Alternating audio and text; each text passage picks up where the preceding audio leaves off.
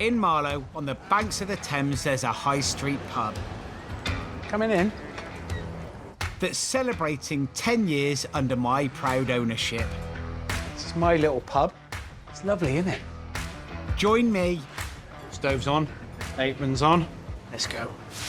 head chef Sarah, Morning, Chief. You okay? Yeah, good. and our amazing team How we doing, boys and girls? We all right? as we reveal the secrets of our Michelin-starred menu. First check is on. Featuring the most iconic dishes Heritage tomato salad. Thank you very much. from the last decade. It's a good job I haven't got any hair, because otherwise it would just stink of beef stock. And in my test kitchen, I'm cooking up incredible pub recipes That, dipped in that with a bit of that, absolutely perfect. which you can cook at home. It is amazing. This time, there's a much-loved roast beef dish on the menu. We like to overload with flavour. And I'm cooking some absolute classics in the test kitchen too. Bration of beef with mustard dumplings, a beautiful mackerel pate starter, It's a marriage made in heaven. and there's a magic way to make rice pudding. I want to show you what really goes on in a pub kitchen.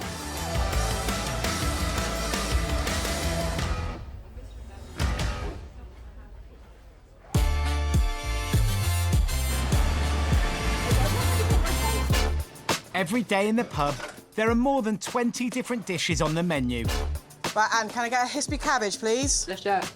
and the menu can change daily. And that check behind me straight away, please. So as you can imagine, after 10 years, we've amassed a vast archive. Where do you keep the recipe? All up there. That's a complete lie.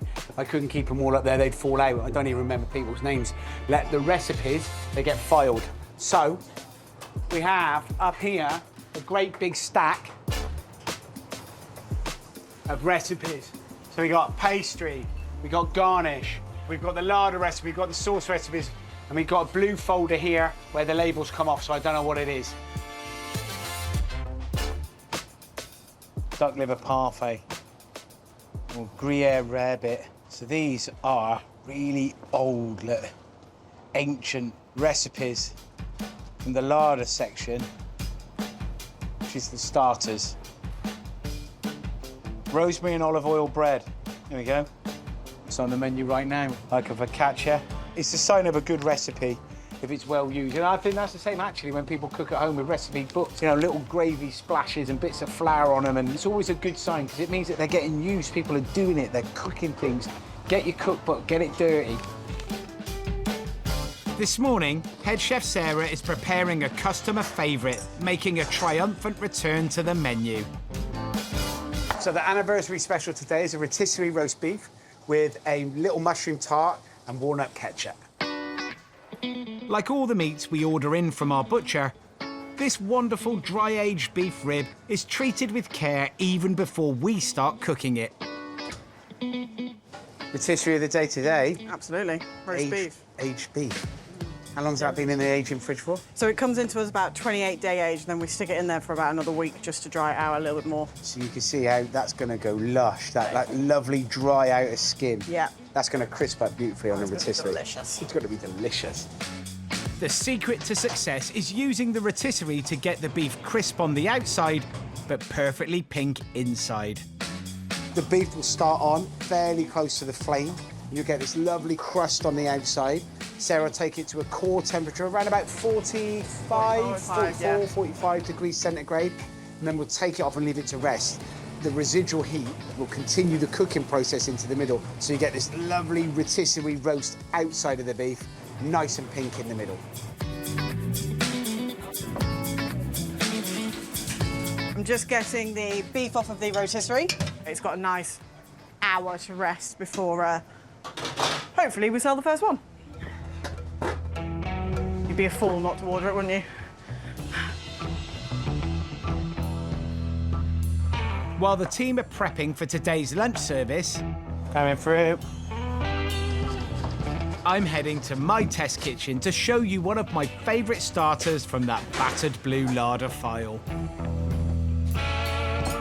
Our 10th anniversary gives me a proper excuse to revisit some pub classics. And seeing that beef going on the rotisserie, it's a perfect inspiration for a great dish later on. But first, I'm going to do a really delicious starter using mackerel. It's a mackerel pate with pickled cucumber. The secret to this recipe is using both fresh and smoked fish for their different flavours and textures. First, I'm starting with 2 fresh mackerel fillets. Give them a drizzle of olive oil, a splash of water, and season. I'm just going to put a layer of tin foil over the top. I'm going to kind of steam it. There must be a technical term for that. For around about, I don't know, 5, maybe 8 minutes till it's just cooked. Whilst that's cooking, just going to make the base layer for the fish to go into. It's kind of the cement that holds it all together. Start by mixing creme fraiche with Dijon mustard, creamed horseradish, chopped shallot, capers, and the juice of a lemon. Is this a recipe you've had in your archive for a while? Yeah, this would be one of the recipes that floats around in my recipe file, particularly if you're a classically trained chef that then likes to use British ingredients. Something like this has been around for a long, long time. Fresh, tasty, absolutely delicious, works really well in a pub. I mean, it's an amazing kind of starter, super tasty. Finely chop flat leaf parsley and add to the mix, along with a few shakes of Tabasco. If you like it a little bit spicy and punchy, put 4 or 5 shakes in it. If you like it a little bit not so hot, put 2 or 3. Oh, I like it spicy. Then, pinch of salt, twist of pepper. And give the whole lot a stir. And the fish is at about 7 or 8 minutes. Just going to take it out.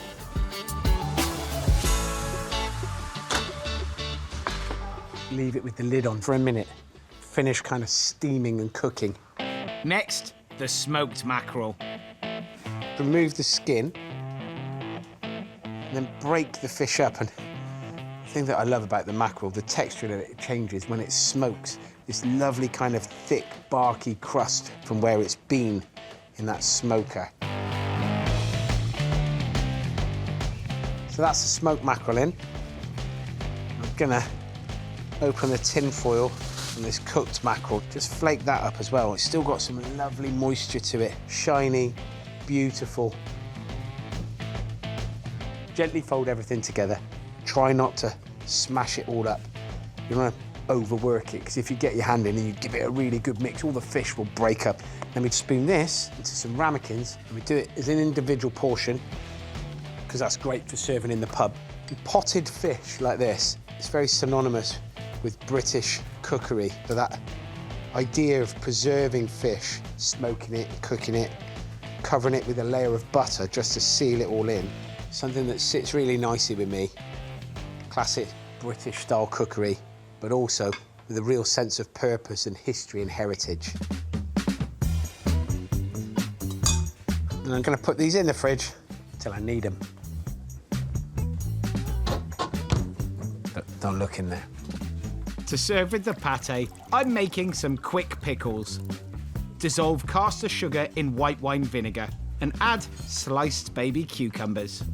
And it begins to soften that cucumber a little, but still with this beautiful pungent acidity. And then next in, just going to put some chopped shallot. Stir that around as well.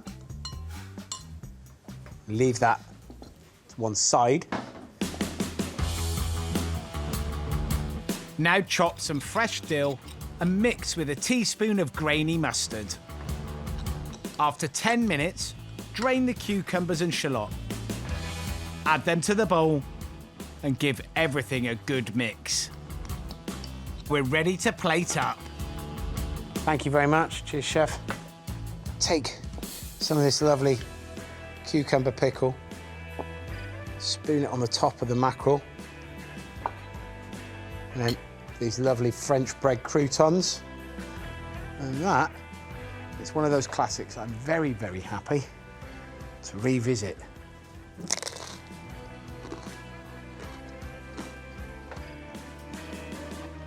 Crunchy toast, smoky mackerel, beautiful pickle. It's a marriage made in heaven. In the pub, guests are arriving, and we're hoping to see plenty of orders for our rotisserie beef. Plus, I've got 2 recipes I want to show you. Rice pudding with sweet sherry prunes, and braised shinner beef with mustard dumplings. A bit of dumpling fell in my mouth.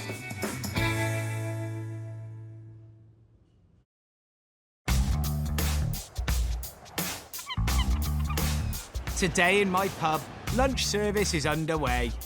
Portion of chips straight down. We share. I'll be joining the team on the pass soon. Show me on. But first, I've got an amazing beef dish you can cook at home. Cut of beef that we're using at the front of the pub today on that rotisserie is a rib of beef, and it's absolutely delicious. But I'm going to do a dish using the shin. This is my braised shin of beef with mustard dumplings. And this is an osso buco style cut. And it means that it keeps the bone and the bone marrow in. If you think you could almost rebuild this shinlet. Slice, slice, slice. And it's ideal for a slow-cooked dish like this. I'm starting by coating the shin pieces in seasoned flour and browning in beef fat. Where would we get a cut like this? Shins of beef you can get from your local butcher, so you can be able to pre-order it. And if you can't get a shin of beef, listen, any kind of big chunk of braising steak would work really nicely. I don't want any of the flavour to go to waste, so I'm making the sauce for the stew in the same pan. And you can see there's all little dark bits that's caught on the bottom.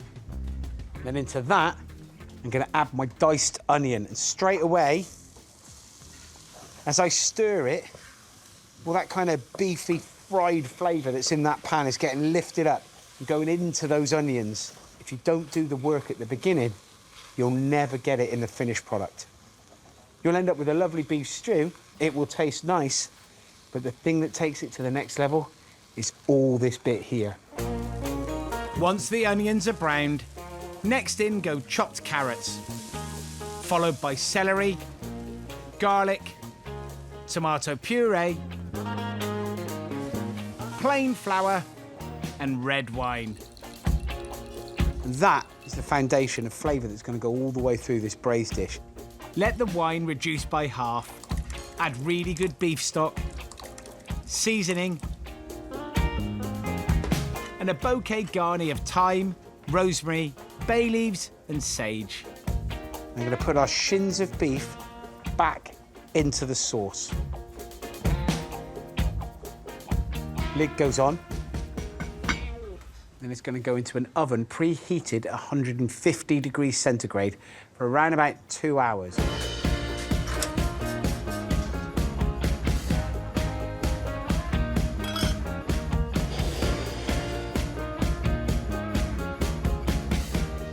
Thank you, Chef. Okay. To go with the braised shin of beef, I'm going to make some dumplings. In a bowl, put self-raising flour, beef suet, English mustard powder, butter, and chopped flat leaf parsley. Rub everything together. Season. Twist of pepper. Then add cold water to bring the dough together. Divide into 8 and roll into balls. The stew comes out of the oven.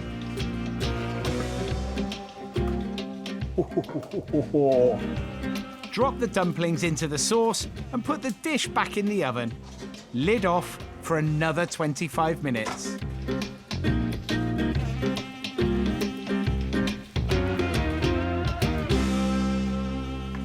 Bubbly, hot, these gorgeous crispy crusts on top of these dumplings and that braised beef. I mean, it just looks amazing and it smells fantastic. And that last 25 minutes without the lid on, has made such a difference, and that reduction has intensified flavour again. Can I get some veg, please? Thanks, chef. Some lovely green veg to go with it. Now I've got some broccoli, beans and peas. Serving bowl. Gonna lift shin of beef out. Bit of dumpling fell out. What I mean is, a bit of dumpling fell in my mouth. And a touch more of that gorgeous gravy. There you have it. An amazing, beautiful pub classic beef and dumplings, but shin of beef with mustard dumpling and green veg. Delicious. It's a proper celebration of a great cut of meat. Perfect for a pub like this or your house. Just gonna see how they're doing at the front there.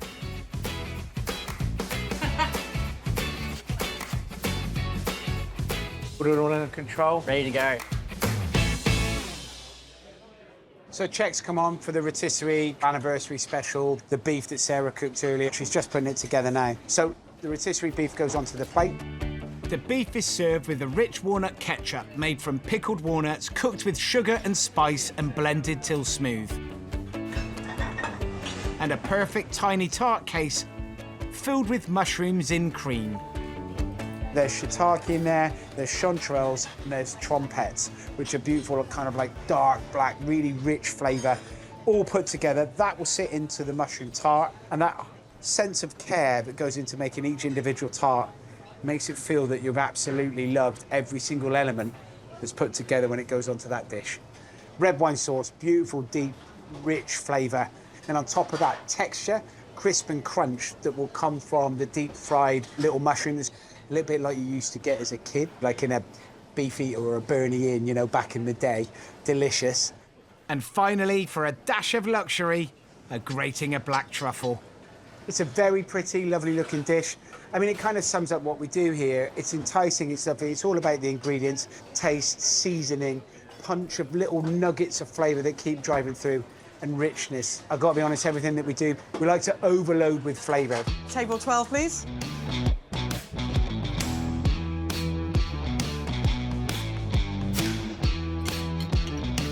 I want to finish with another recipe from the archives, and this one is a dessert.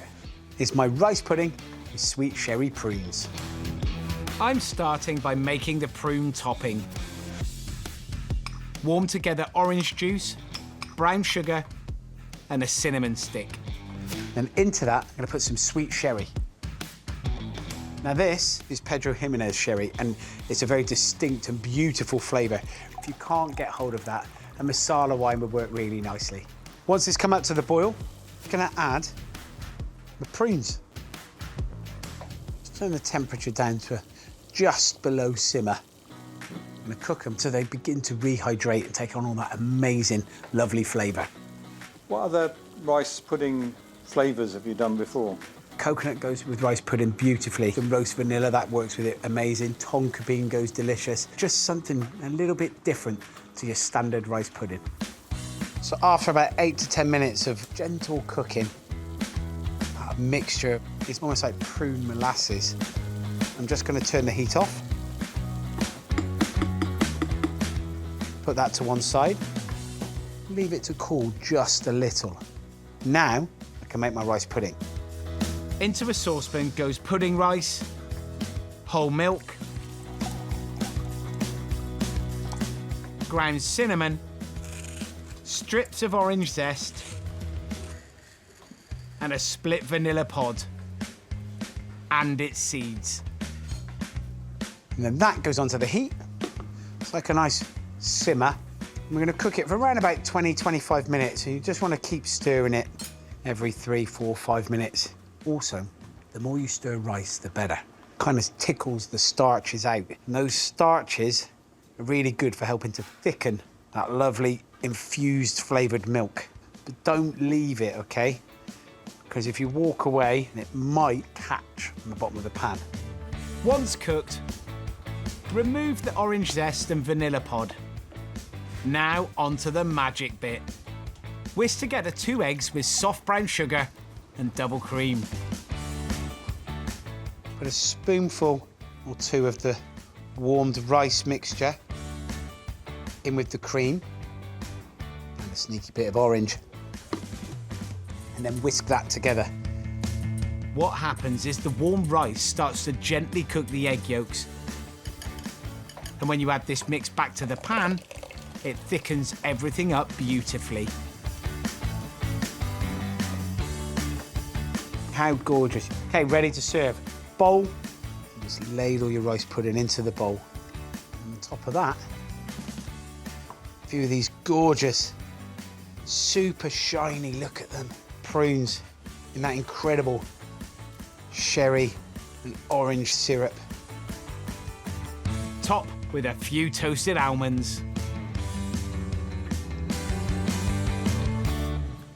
Something about rice pudding. It's a bit like a pub. It's warm, super friendly. And you want to keep going back again and again.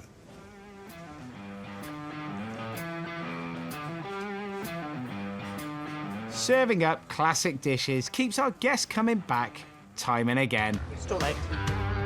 And if we stick to that formula, who says we won't get to celebrate our 20th anniversary?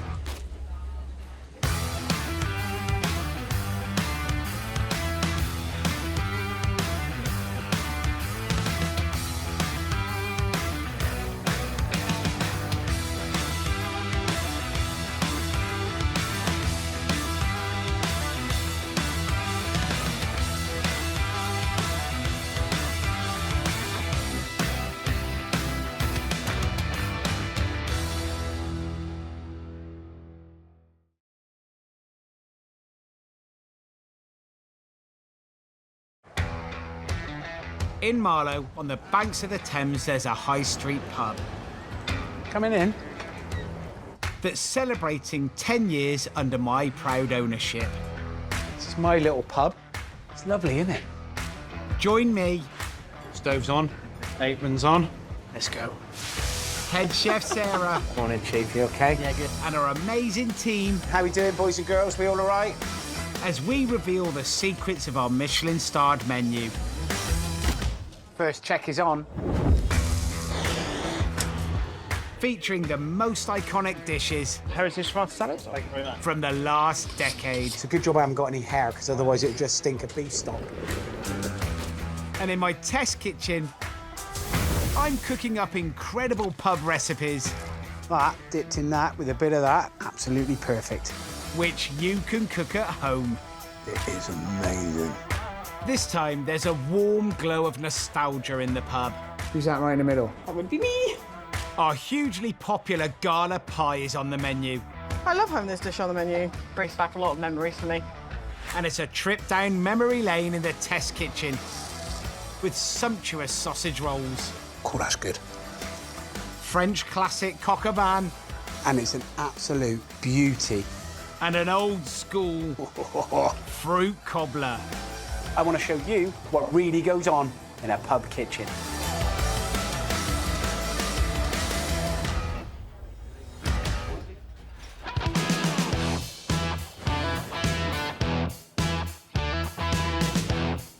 Head chef Sarah and I have come in early this morning Ready for another day? Yeah, another day.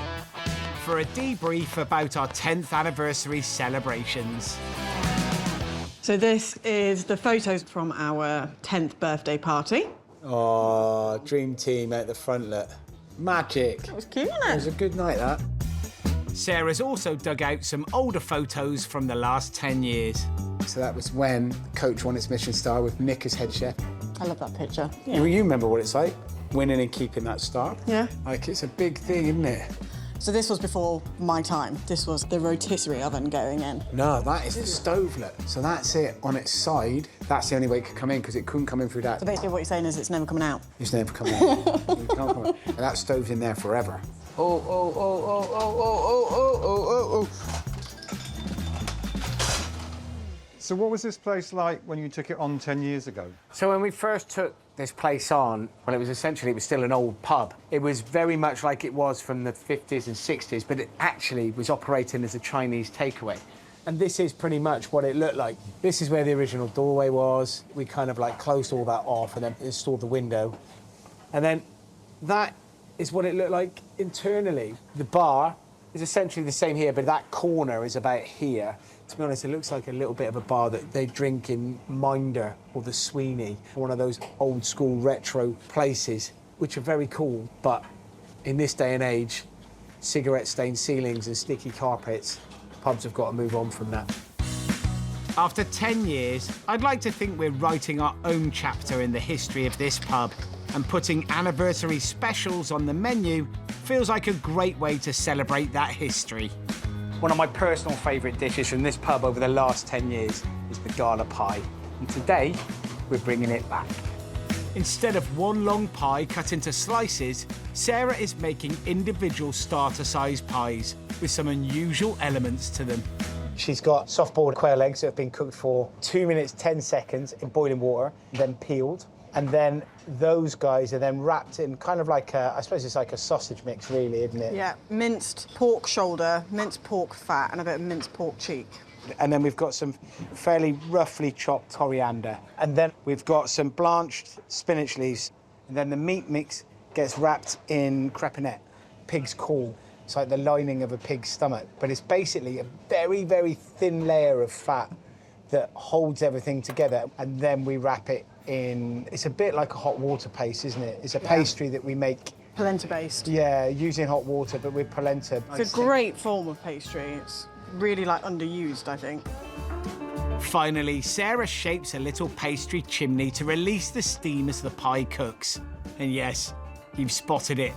The perfect mould to make the chimney is the outer casing of a biro. And then that gets a little glaze, and on that we get some black mustard seeds and some thyme leaves. I hope that it ticks a few boxes for a few guests coming through the door and think, oh, Gala pie, I'll have a bit of that. I wonder if it's the same as when I was a kid.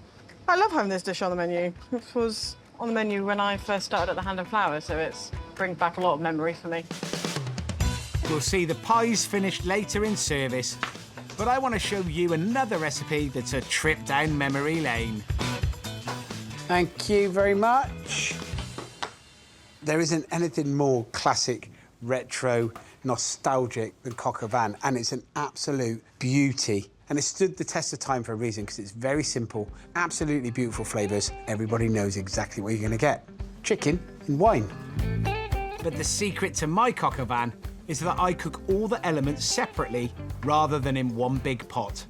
It's faster, but just as delicious. Now, classic coq au vin is chicken legs soaked in red wine for 24, maybe 48 hours. Something that's a little quicker is using a chicken breast. They don't need as much cooking time, and I'm using chicken supremes, which are skin on breasts with the wing bone left in. Dust in plain flour and season well. Then in a pan, heat light olive oil and colour them all over. Now, the great way about doing coq au vin, a little bit deconstructed like this, we can make sure that the chicken, the bacon lardons, the lovely little silver skin onions and the mushrooms are all cooked to just being on point, as opposed to 3 or 4 hours of braising.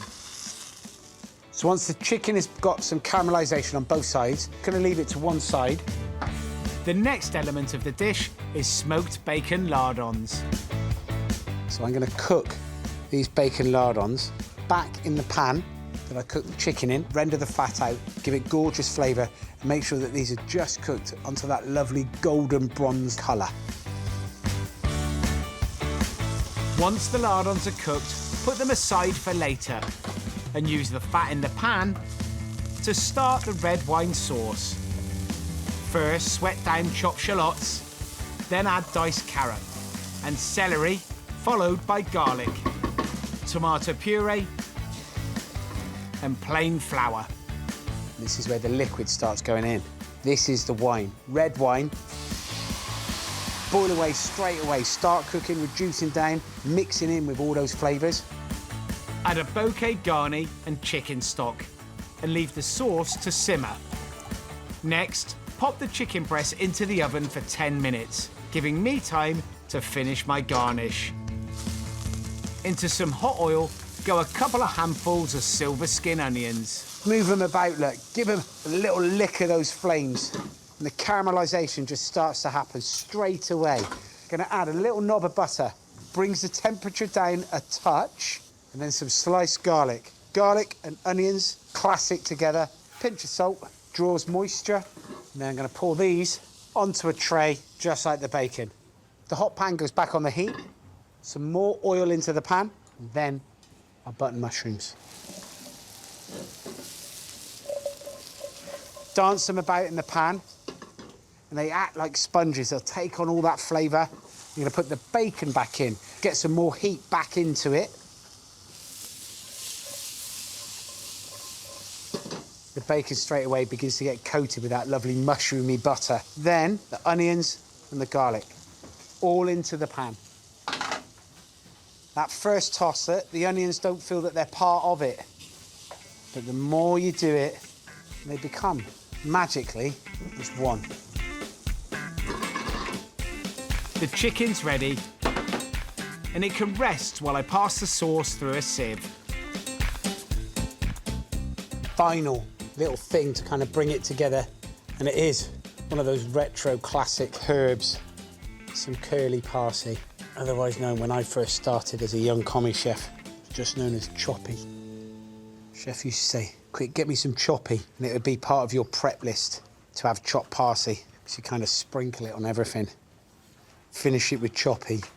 Retro throwback. Curly parsley is like herbs for beginners. It's a gateway herb. Before you know it, you're onto the flat leaf, and in a few months' time, rosemary's got you.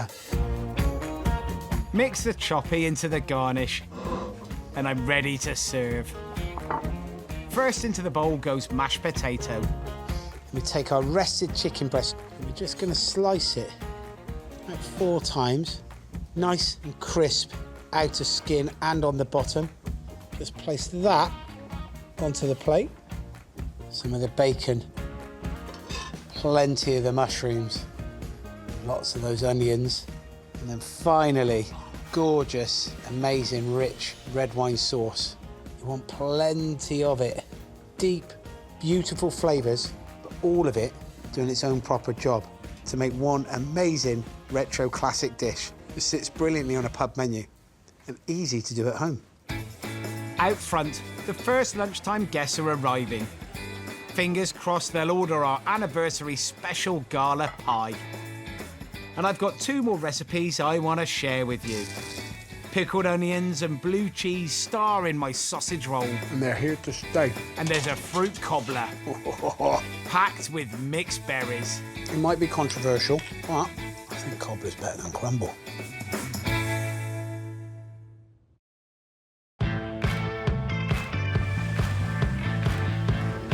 In the pub, lunch service is up and running. Stool 12, please. It's the first order of the day. And I'll be checking in later to see how that Gala pie is doing. But first, I want to show you my version of a classic bar snack, which you can cook at home. This is my pickled onion and blue cheese sausage roll. I'm starting with minced pork, sausage meat, and fresh breadcrumbs. And here, I've got diced pickled onions. What I quite like the idea is that pickle to cut through a little bit of the richness and the fattiness of the pork, and it goes beautifully, especially with cheese. I mean, it's essentially like a ploughman's lunch, all wrapped up in one. I mean, what more could you want? Does anyone know a ploughman? Never met a ploughman. Never met a ploughman. Never seen a ploughman have a ploughman's lunch. Season well and mix. Then I'm adding more layers of flavour with finely chopped rosemary and caramelised onion chutney. And the second twist in the recipe, blue cheese. This is Stilton, but you can use any type of blue cheese you like, really. Just going to break it up to little nuggets. Going to give a last little mix. I remember going to a pub as a young kid and there being pickled onions, pork scratchings floating about at the bar. And this is a kind of a play of all those things. It feels very pub-like, nostalgic, but also super delicious and very, very British. Right, I'm gonna put this mix into a piping bag. This is a bit of a, I suppose, a pub kitchen secret method. I have the mix in a piping bag, ready to be piped into our puff pastry. Nice and thick and ready to go.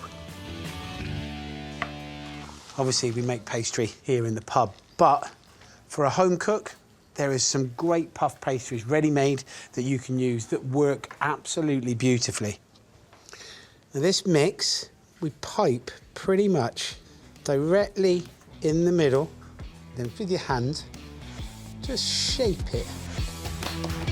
Make an egg wash by whisking one yolk with a splash of water and a pinch of salt. Then with a pastry brush, brush one side of the puff pastry, and then roll the second side over the top, and then just gently squeeze everything. Make sure that that pastry is feeling nice and firm. Crimp the edges together with a fork to seal. Then cut the roll into two, pop them both onto a tray and into the freezer to firm up.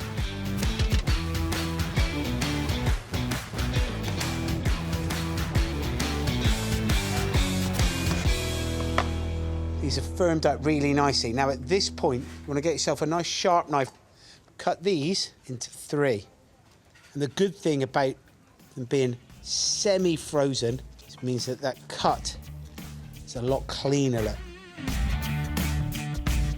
Egg wash the tops and sprinkle with nigella seeds. Got here a tray with baking parchment already lined on it. Pop your 6 sausage rolls on there. Now, you want them quite spaced out because as they bake, you want the air to circulate. And here's another pub secret. I've preheated a baking tray so when my tray goes down, the pastry starts cooking straight away. No more soggy bottoms.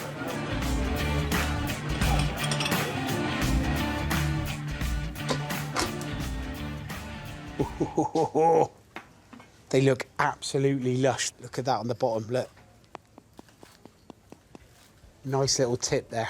Served very simply with a splash of mustard. Or in this case, kind of like a hot German mustard. That puff pastry is delicious. But what I really like, that crispy bit at the bottom, then that blue cheese and the pickled onions.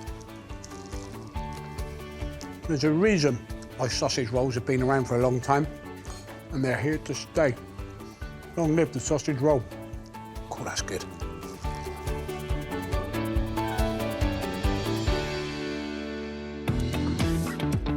Out front in the pub, Who's been Gala pie, please? Oui, chef. the Gala pie is proving as much of a hit with the guests as I'd hoped.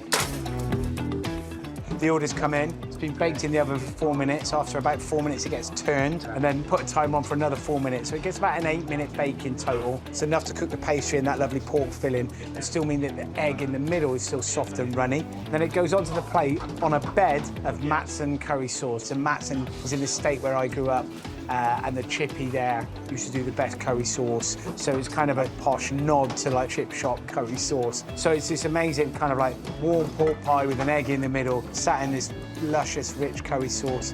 And if there happens to be one left over, That is so good. Proper curry sauce there. that's called chef's perks. A trip down memory lane needs a pudding. And this one really pulls on the heartstrings. I love it. It's a nostalgic dish, and it's a mixed berry cobbler. And it's kind of a play on a crumble. Just like a good crumble, you need a really lovely fruit filling. And the base of that starts off with a Bramley apple. First job, peel, core and dice the apples. Is cobbler on the menu in your pubs, Tom? Yeah, we quite often will have cobbler make an appearance, particularly here at the Coach. It's a lovely dish, very simple, nice and easy to make, and you can mix up and change the filling seasonality, so it works really, really well for a good British pub. In a pan, melt together some butter and golden caster sugar and add the diced apple. It begins to form this lovely, rich, deep, appley puree. An extra bit of flavour to go into it is vanilla. I'm adding a vanilla pod and its seeds. And for an extra flavour punch, the zest of a lemon and its juice. Then we'll cook it out for around about 5, maybe 10 minutes, just as it all kind of softens and breaks down. This is the point where we're going to put our strawberries in, OK? You could use frozen berries. Just cook them out for longer as they're a bit more watery. Blackberries now go in. Stir them around. I mean, it looks lush. A bit darker, a bit deeper in flavour. And then last in, 2 more fruits, raspberries and blueberries. Next, make a paste of corn flour and water and add to the pan to thicken the juice. Molten lava.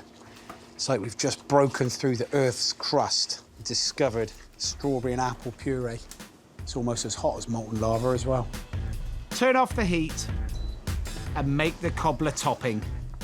Put diced cold butter in a bowl with self-raising flour and baking powder and rub together. Don't overwork it. Think your fingers cold, right? If you think your fingers are warm, the butter will melt and it'll go all greasy. So think cold fingers. My fingers are cold, my fingers are cold, fingers are cold. Next in, golden caster sugar and cinnamon. Give it a mix. Then to bring the dough together, I'm adding a beaten egg mixed with buttermilk. So once this slightly wet dough has come together, shape it into little kind of rock cake style shapes. We're going to pop that on top of our fruit mix. But you've got to give lots of room, OK? Because as they bake, they expand. But you also want a bit of room for that fruit puree to cook and bubble and mix and break out from between the gaps. Finish the cobbler with a sprinkling of demerara sugar. And this can go onto a tray and into the oven.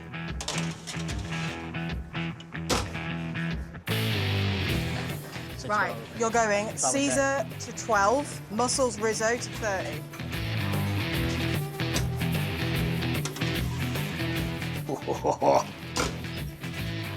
The cobbler topping is all puffed up. You can see it's golden and brown and crispy and crunchy. There's little cracks of where that fruit is just beginning to pop through. It really does actually look like molten lava breaking through Earth's crust, and it's going to be delicious.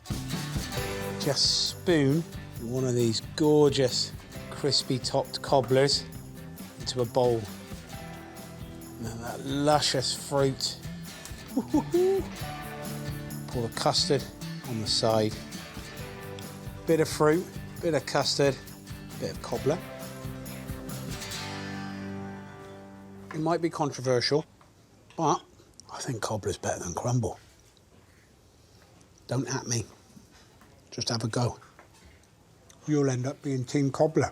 And of all those great nostalgic dishes, I think it might have saved the best till last. There's nothing wrong with going back to old classics. And if you can give them a modern twist, then so much the better. Sometimes a trip down memory lane is the best journey you can make.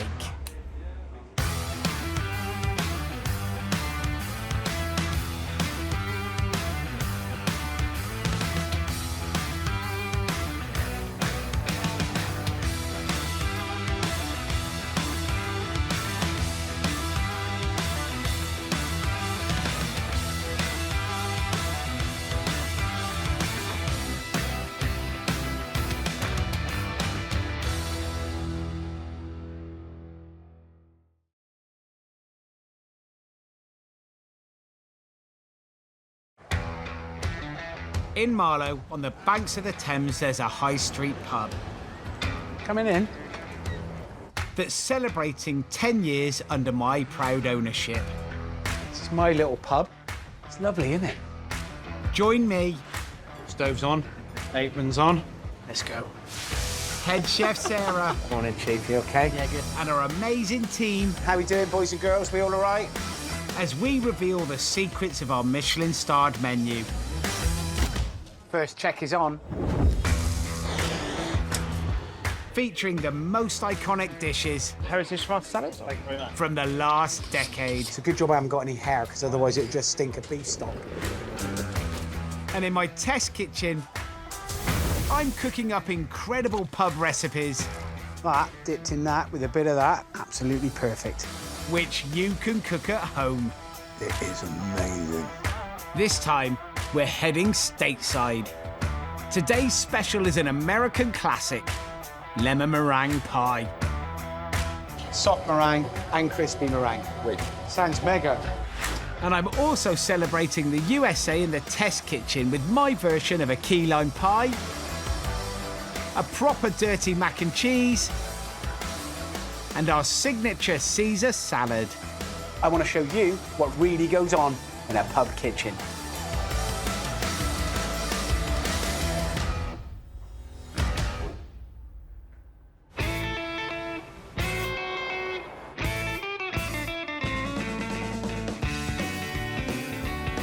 Coming through.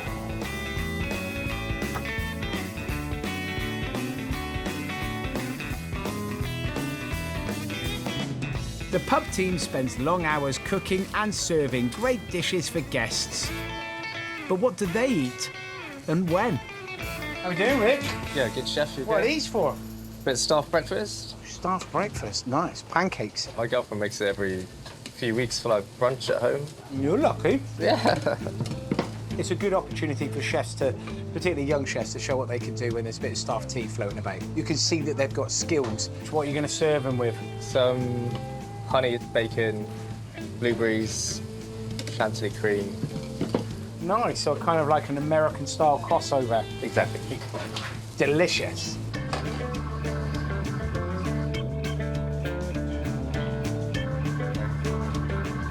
Food's up, boys. It's important that we're all fueled up for a long day ahead, from chefs to front of house. And me and Sarah aren't missing out either. Behind you, bit of staff. Wow, thanks, Food. bud. Thanks, darling. Is that how you have it at home? Home's better. At home is better, yeah. Nice attempt though, Rich, thank you. And it's a busy morning for Rich, because he's got to get started prepping today's special. And it's another American classic. Today's special anniversary dessert is lemon meringue pie with raspberry sorbet. Rich is starting with the lemon curd filling. Got eggs, sugar, lemon zest, and lemon juice. And I'll cook it out until it's about coating the back of a spoon. And I'm adding the butter off the heat, bit by bit, so that it melts into it nicely. It's going into our blender. Blending the curd emulsifies the mix before Rich passes it through a sieve to make it super smooth. That's the curd made, and then I just need to chill it down, ready for lunch. Once it's chilled, Rich smooths the lemon curd into sweet pastry cases. And I'm checking in on progress. What we got going in there, meringue? Meringue, yeah.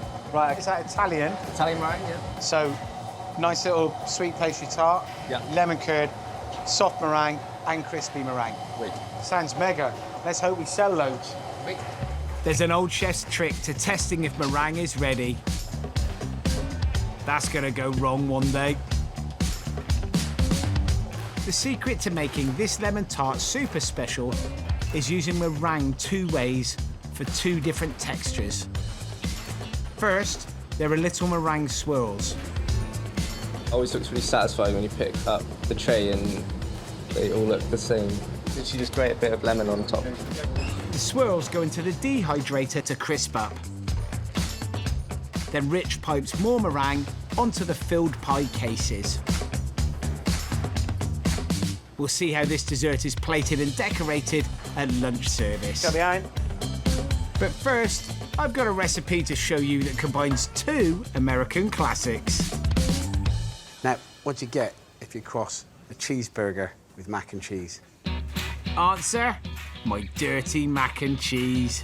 We're going to start off by frying off minced beef in a frying pan.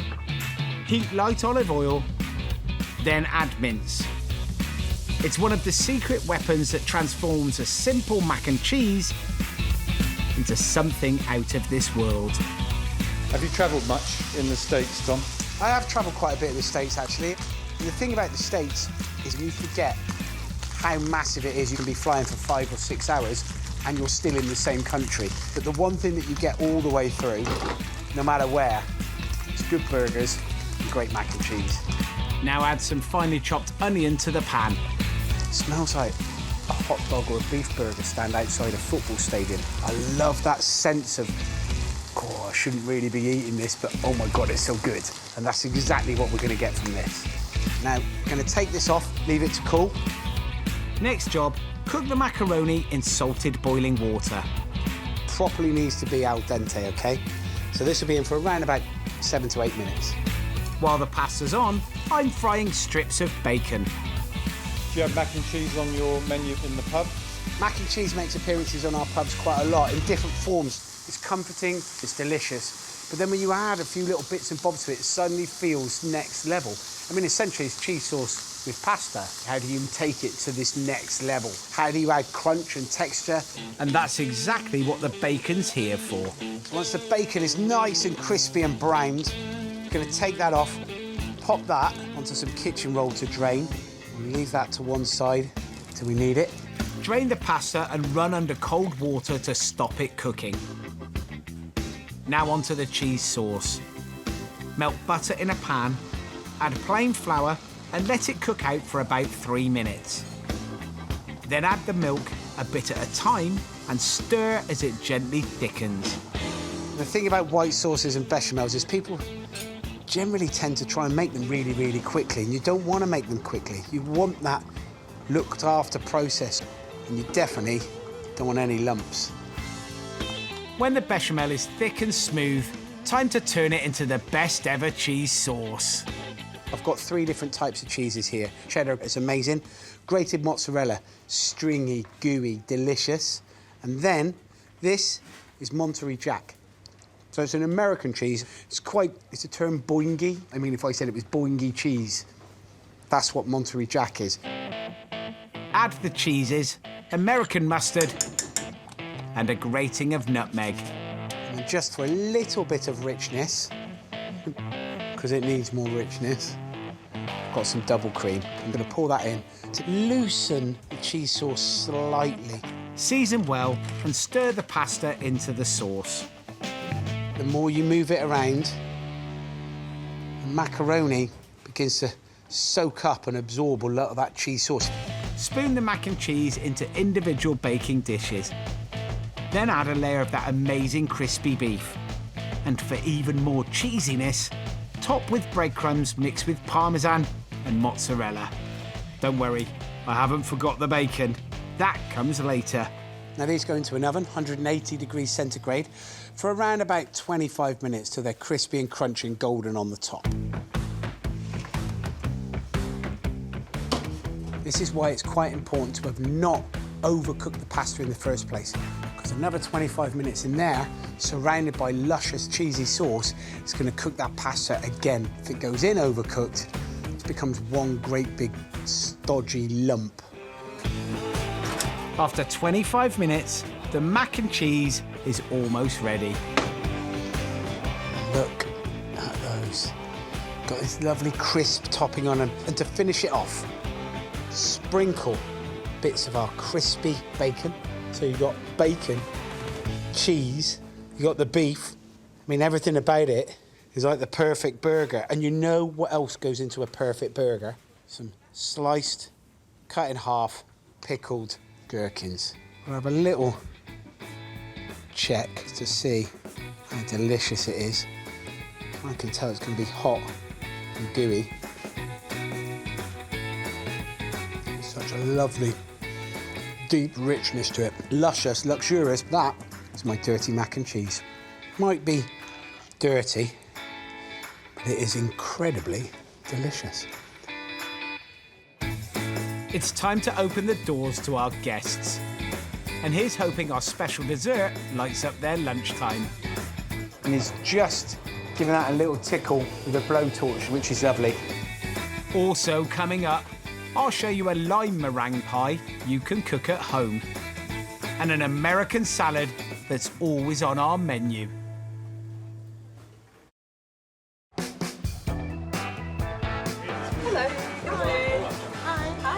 Today's pub kitchen has a real American vibe going on. Right, and I need a set side and a portion of chips, please. Yes, chef. The team had pancake stacks for breakfast. Our legendary burgers are flying off the pass, and lemon meringue pies are on the specials menu. All this has got me thinking. Team out front making small little beautiful lemon meringue pies. Now, that's kind of inspiring for me to have a little go at making a big one, but not using lemon. I'm going to use lime. Bit of a play on a key lime pie. So this is a lime meringue pie. For the base, blitz together digestives with ginger nuts.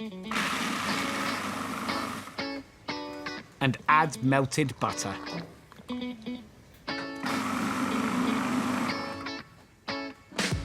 Work it together, and we're gonna force it down into our tart case. Make it look as if it's like a pastry disc that's been rolled out. This now goes into the oven, 160 degrees for 10 minutes.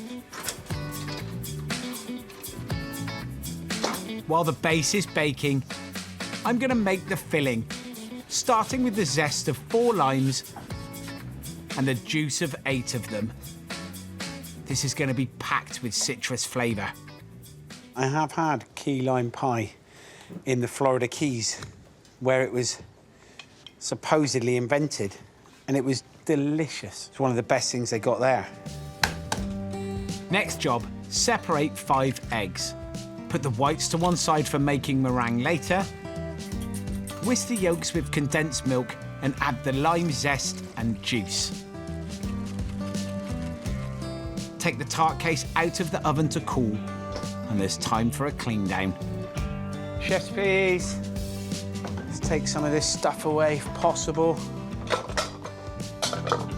What's that? Thank you, mate. And there's chargrilled hispy cabbage. Thank you.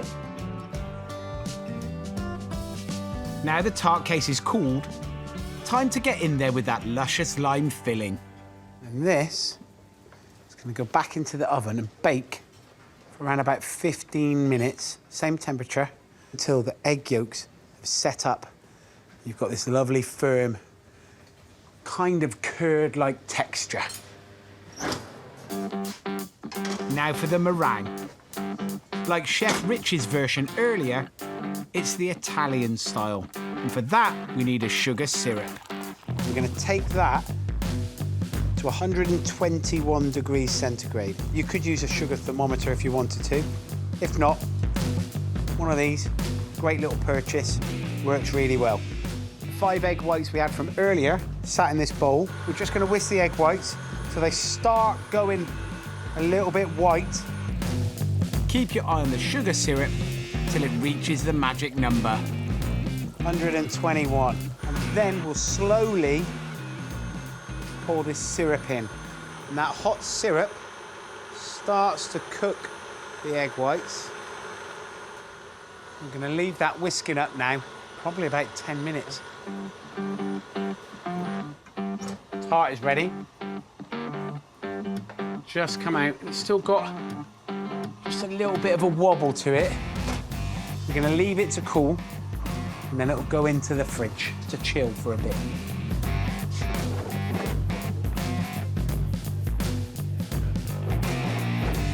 My tart has been cooled and chilled in the fridge for about 10 minutes. It's firmed up really nicely. I'm going to put it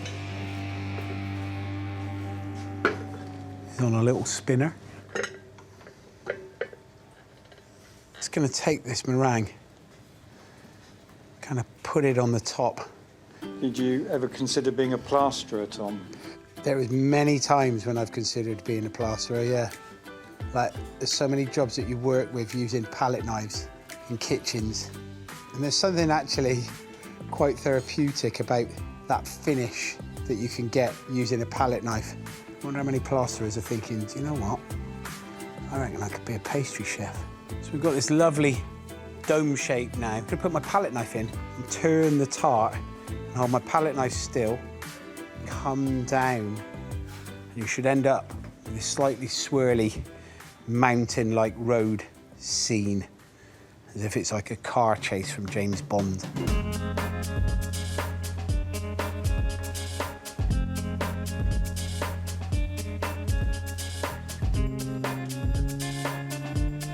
And to finish, I'm going to get my blowtorch.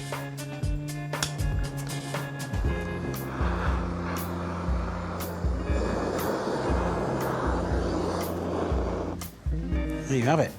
Oh, it smells like toasted marshmallow. My lime meringue pie, which is a bit of a nod to great trips to America and to Key West in Florida, to Marlow. The water's a bit warmer in Florida. Less alligators here, though.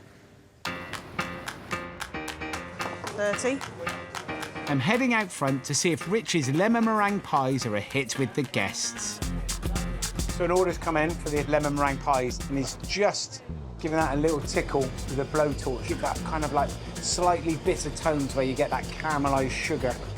Then a couple of little blobs of curd, like bringing that wonderful kind of acidity to the sweetness. A little spoonful or a rocher of the raspberry sorbet. Then the lovely crispy and crunchy meringues. And then a little bit of freeze-dried raspberry. They're a magical, magical fruit. And then finally, a little grating of freshly zested lemon. So that gives this absolutely outstanding kind of lemony hint from the oils that come from it. And they're gone, like that. With the lemon meringue pies with raspberry sorbet and then meringue just on top. Enjoy.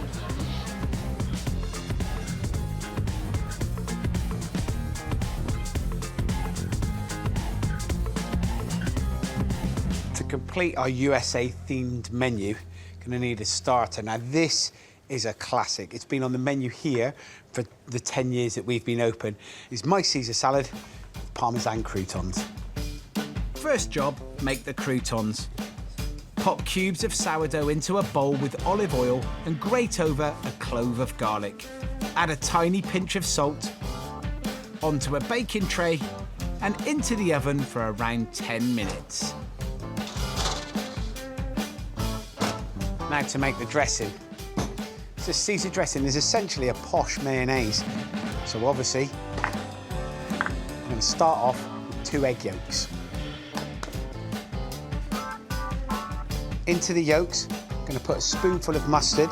Now the mustard helps to emulsify, it holds the oil together. 1 large clove of garlic, give it a crush with the palm of your hand. Then with a knife, just give it a little chop. Next, the ingredient that makes a Caesar dressing so special, anchovies. Salty, savoury, absolutely delicious. Good splash of white wine vinegar. Blend to mix, then trickle in your oil. First, light olive oil, then some extra virgin. Super tasty, really punchy, nice and peppery. Finish the dressing with grated Parmesan, the juice of half a lemon, and a pinch of salt. Then put to one side. At this point, my croutons are cooked, golden and ready to come out of the oven.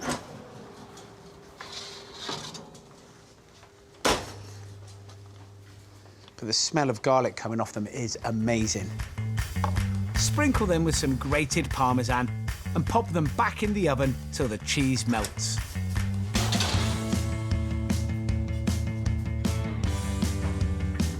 Why do you think Caesar salad's been on the menu the whole 10 years? Must mean it's popular with the customers. The sort of thing that they like coming back for. Great menus, and great menu items quite often are there for a long time because people just love them. When the croutons are golden, it's time to build the salad. I'm using 2 different leaves, crunchy baby gem and bitter radicchio. A little bit of a trick. We use a pastry brush to dress our salad leaves because you want plenty of that dressing on it. But if you put it all in a bowl and mix it all up, kind of weighs heavy. But this is a really nice way of getting all that intense flavour and quite a lot of it, nice and thick. And then you layer up the textures and flavours. Some more kind of peelings of really nice Parmesan cheese. Some of the salted anchovies. And then some of the crispy croutons.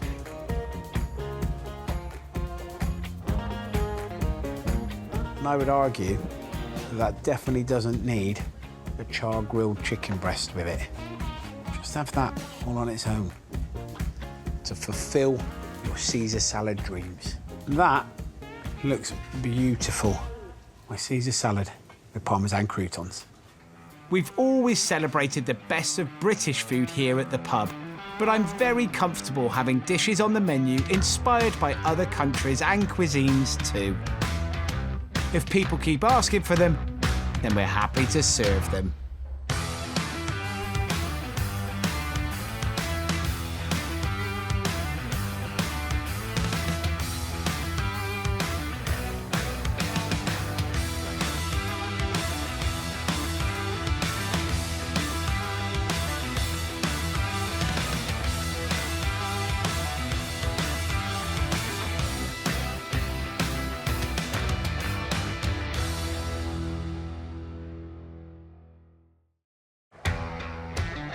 In Marlow, on the banks of the Thames, there's a high street pub Coming in. that's celebrating 10 years under my proud ownership. This is my little pub. It's lovely, isn't it? Join me, Stove's on, apron's on. Let's go. head chef Sarah, Morning, Chief. You okay? Yeah, good. and our amazing team How we doing, boys and girls? We all all right? as we reveal the secrets of our Michelin-starred menu. First check is on. Featuring the most iconic dishes Heritage tomato salad. Thank you very much. from the last decade. It's a good job I haven't got any hair, because otherwise it would just stink of beef stock. And in my test kitchen, I'm cooking up incredible pub recipes, That, dipped in that with a bit of that, absolutely perfect. which you can cook at home. It is amazing. This time, we're on a voyage of discovery with our ingredients. On the menu, there's a chili con carne made with venison and chocolate. Such a deep flavoured dish, it's delicious. And I'm cooking duck, one of my favourite birds. Plus, there's a crispy Guinea fowl schnitzel. And to finish, more chocolate in my mint choc cheesecake. I want to show you what really goes on in a pub kitchen.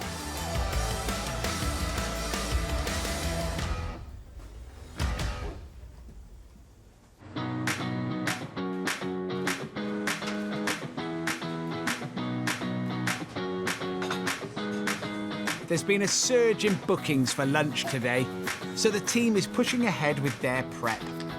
But before she can join them, head chef Sarah has some essential paperwork to get through.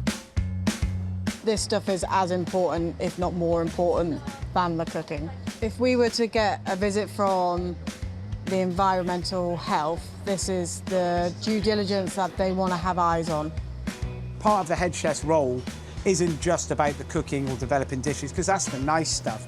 Managing costs, making sure that everything is clean and on top of everything. It's very, very different to just cooking. Environmental health inspectors can turn up anytime unannounced. So if we want to hold on to our 5-star rating, we can't afford to let standards slip. When do you think our next environmental health officer visit will happen? We are essentially expecting one any day now, to be honest. So we normally get one a year. Yeah, round like every 12 to 18 months, but we're definitely in that realm.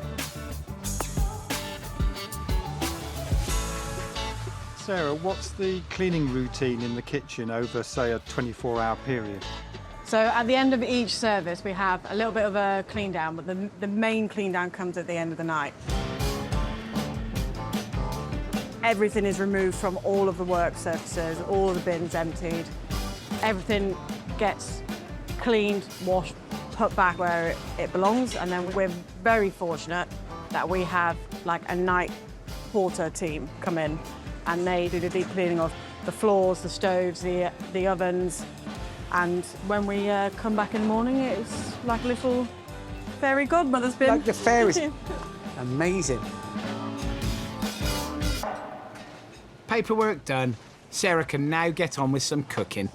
So the anniversary special today is a venison chili with a toasted rice cream and chocolate. How would that taste different from the regular sort of beef chili we might be familiar with? Venison does taste different to beef, but actually if you love beef and you love beef chili, you're gonna absolutely love this as well. But the one thing about venison can be quite dry. One way we solve this is to add Milano salami. It adds texture, it adds flavour, but it also adds a lovely kind of moisture to the dish where we're going to slow cook it and bring it all together. While Rich preps the salami, Sarah's looking after the venison. We're using 2 cuts, haunch and mince. Right then, chef, what have we got going on here? So this is the venison haunch. So we sear it on the stove so you get like a nice caramelised outside, and then we braise it really low and slow overnight. So it's got rather a lot of red wine in it, just to make it extra delicious. And the venison mince that Venison we have mince, here. yeah, so that's going to go into the brat pan first to get like a really nice even caramelisation on it. Take it really, really, really dark, adds that extra texture, extra flavour, and it's such a deep flavoured dish, it's delicious. After cooking the mince down, the flavours are really intensified. Now to transform it into a delicious chili, starting by sweating veggies down with the salami. We've also got kidney beans, spices, and lots of red wine. Where that dry meat is packed full of flavour and then kind of rehydrates. A little bit like a sponge. The slow-cooked venison haunch will be mixed into the chili later, and the dish will be finished with toasted rice cream and dark chocolate. Now, there's a classic French kind of chocolate and red wine sauce that is often served with venison, but also in Mexican cookery and a lot of South American cookery, chocolate gets used in its bitter form into chilies. So this is kind of a mixture of, I suppose, Mexican-style cookery, classic French cookery, served in a pub as like chili and rice. Can't wait to see that come together in service. But first, I'm heading to my test kitchen to show you a dish inspired by today's lunchtime special. Seeing that venison being cooked out the front there makes me think that perhaps we should celebrate lesser used meats a little bit more unfamiliar ones. So this is my spiced duck salad with bitter leaves and orange. And for this luxurious starter, I'm using both the duck breast and the legs. Now, duck legs are a bit of a problem. They take a lot of cooking. The legs quite often are tough if you've got the breast meat nice and pink. So to just get this absolutely perfect, I'm going to cook the legs and the breasts 2 different ways. First, the duck legs. Pop them in a roasting tray with herbs, thyme, rosemary and bay leaves. Season and add a pinch of Chinese 5-spice and grated orange zest. And then into that, I'm going to put duck fat. And then we're going to gently cook these duck legs in an oven at around about 150 degrees for an hour and a half. The great thing about cooking these separately to the breast is that you can get these done way in advance. Now, we always have loads of these en place, is the term in a professional kitchen, ready to go. I've already got 2. Have a look. When they're ready, they can come out and they can stay in that duck fat, and you can chill them and put them back in the fridge and reheat them to whenever you need them. Or, in this case, as soon as they're ready, I can serve them with my salad. Now, onto the duck breast. I'm going to score the outer skin. Where you score it, that'll give all that fat chance to come out from the skin. It means that we can cook our duck breast in its own fat. We're not going to add anything to the pan. Sprinkle with salt and dust with a little more Chinese 5-spice. Turn our pan onto a medium heat. When you can feel a bit of heat coming out of the pan, not super hot, put our duck into the pan, skin side down.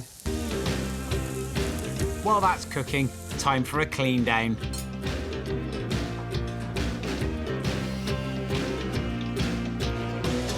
Were you always a clean working chef? Is it a bit like the military where it's sort of instilled in you? I think it suddenly becomes part of your life. I always put my phone in the same place, my car keys, my T-shirts in the wardrobe in a particular order, because the methodology of it is exactly the same as being in kitchens. You know that your knife is on the right-hand side, your salt and pepper is there. To have that structure, cleanliness just naturally jumps into a part of it, operating in a clean space. I'm going to turn the heat down, and now you can gently cook this duck breast in the pan, a little bit like a steak, all the way through. Whilst it's doing that, I'm going to make my dressing. Into a bowl goes Cabernet Sauvignon vinegar, pomegranate molasses, grainy mustard and Dijon mustard, and the juice of an orange, a classic with duck. Whisk together while slowly adding your olive oil. Put that to one side till you need it. Now my duck breast, pretty much ready. I can tell by touch and feel, this has still got a little bit of bounce to it. It's got an amazing crispy, crunchy skin, and at this point, I'm gonna put a couple of knobs of butter and a squeeze of runny honey. And look at the glaze that you get from cooking that honey. Take the duck breast out, and then that honey, duck fat, buttery glaze, we give a final little baste on. Leave the duck breast to rest for 10 minutes. Take the legs out of the oven to rest too while assembling the salad. Cut strips of raw candy beetroot and mix with colourful salad leaves. Add sliced baby cucumber, season and pour over the dressing. Place blood orange segments on the plate and top with the salad. Now the duck leg, I'm gonna slice a couple of pieces off because it's had that lovely long cooking. And then the duck breast. 2 or 3 pieces. Take your time, make it look nice. There you have it. A very simple, super beautiful, spiced duck bitter leaf salad. Lunch service is up and running. Can't wait to see if the guests like our venison chili. And I've got 2 more dishes you can try at home. An incredible schnitzel and a chocolate cheesecake with a delicious twist. There is something special about that.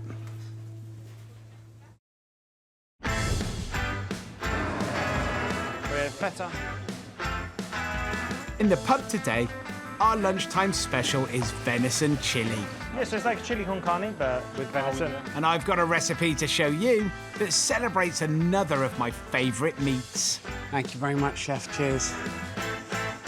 Okay, I'm going to make a crispy, crunchy, very easy and delicious schnitzel.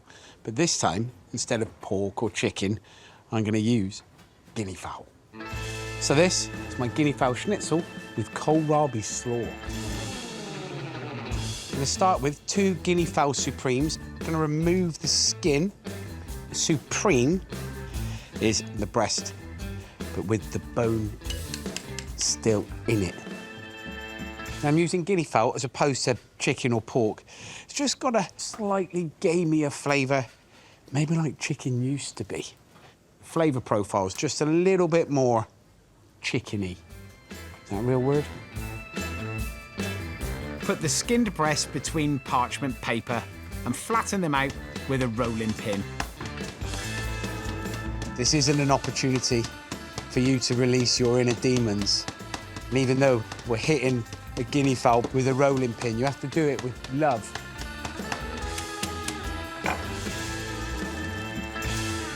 The next thing I'm going to do is pan my guinea fowl breast. Now, you've seen me do this before.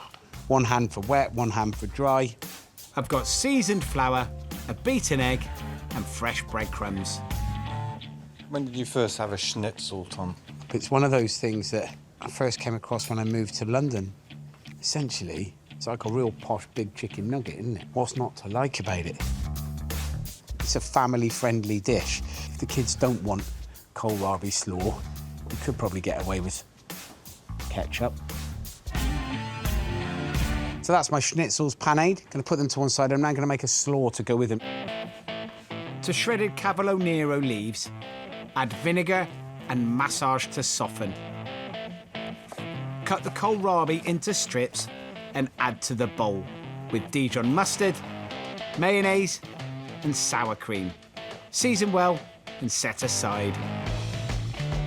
Now it's time to cook the schnitzels. I'm gonna put the pan onto a medium heat.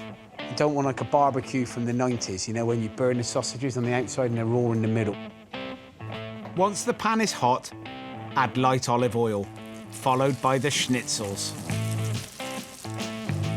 And fry till golden on both sides. I'm gonna add 3 or 4 knobs of butter. Keep basting those schnitzels. They start going deeper and golden, getting a lovely kind of shine on them. How lush do they look?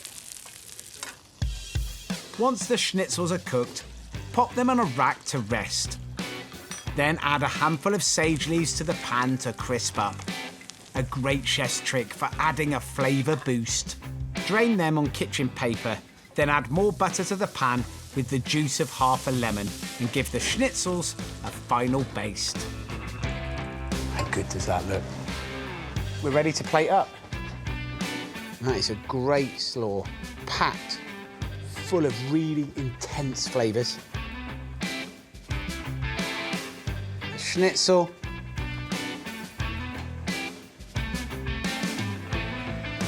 A couple of these gorgeous crispy sage leaves, a little wedge of lemon. Simple, crispy, clean, absolutely delicious. That is my Guinea fowl schnitzel with kohlrabi and Cavolo Nero slaw. Back out front in the pub, a table has just asked for today's special.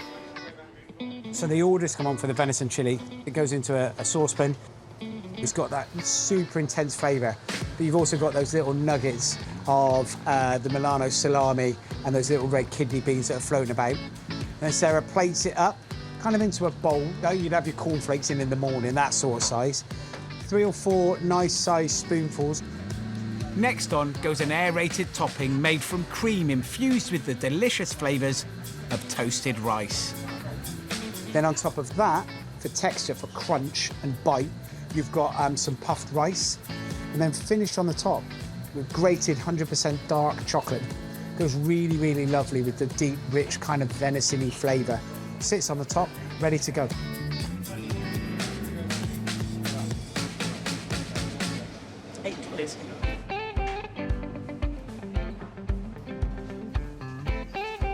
So chocolate on a savoury dish, a little unusual, but absolutely works. But I'm going to use chocolate in a more traditional sense here. I'm going to make a minty chocolate cheesecake. I'm making the base with both chocolate digestives and chocolate cream sandwich biscuits. Blitz and blend with melted butter. Put that into our lined cake tin. It's one of the loose bottom tins. Empty your biscuit base into the bottom of the tin and then push it around with a spoon, pressing it, compacting it, pushing it into place. Next, the filling. Melt plain chocolate and dark mint chocolate over simmering water. Are you a fan of mint choc chip ice cream, Tom? Mint and chocolate, big fan. After dinner mint? After dinner mint's prime example, look. Only on special occasions though, isn't it? Christmas. It's not the go-to, but it's always really nice when you have it.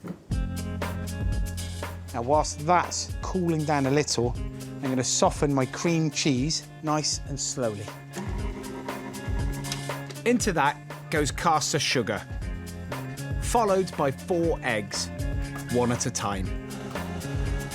Don't want to beat them too fast. Next, add 4 tablespoons of cocoa powder. Little pinch of salt as well.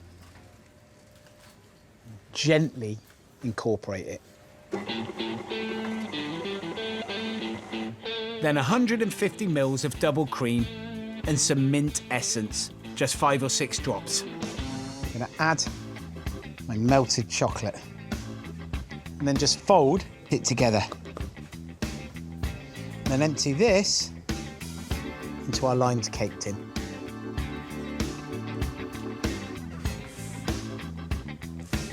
With a palette knife, smooth the top off.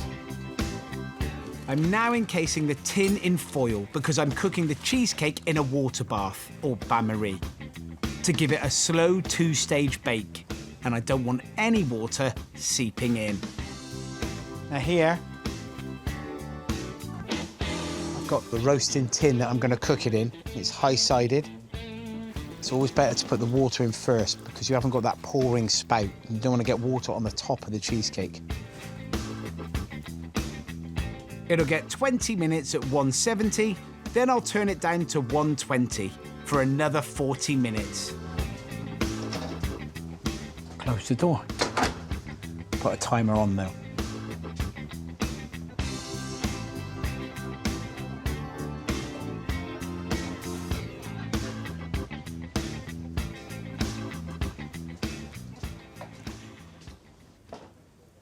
Now, when you finish the cooking process in the oven, just open the door, turn the oven off, and leave it to sit there. Just gently settle at a room temperature.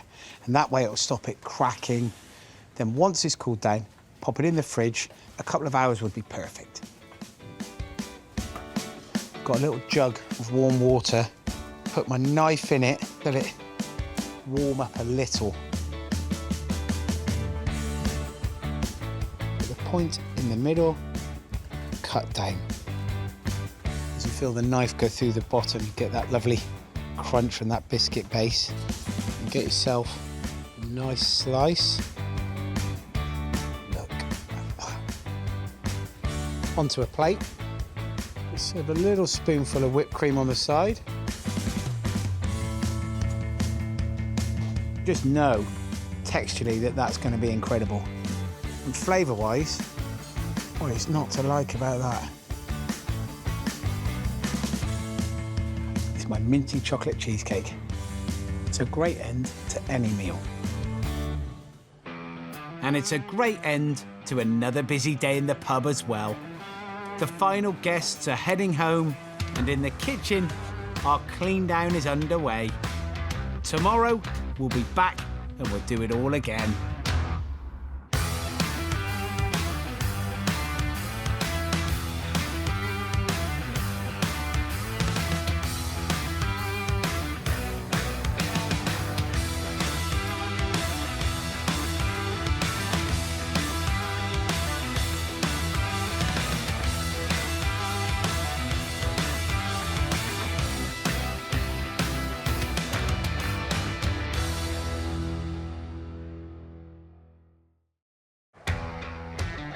In Marlow, on the banks of the Thames, there's a high street pub Coming in. that's celebrating 10 years under my proud ownership. This is my little pub. It's lovely, isn't it? Join me, Stove's on, apron's on. Let's go. head chef Sarah, Morning, Chief. You okay? Yeah, good. and our amazing team How we doing, boys and girls? We all right? as we reveal the secrets of our Michelin-starred menu. First check is on. Featuring the most iconic dishes Heritage tomato salad. from the last decade. It's a good job I haven't got any hair, because otherwise it would just stink of beef stock. And in my test kitchen, I'm cooking up incredible pub recipes, That, dipped in that with a bit of that, absolutely perfect. which you can cook at home. It is amazing. This time, ingredients are working in perfect harmony. Today's anniversary special marries brown shrimp hollandaise with turbot. It's known as the king of the sea. Cheese and onion is the double act in my savoury scones. I've got a fresh take on lamb and mint sauce, and toffee apple and apple crumble combine in a glorious cake. I want to show you what really goes on in a pub kitchen.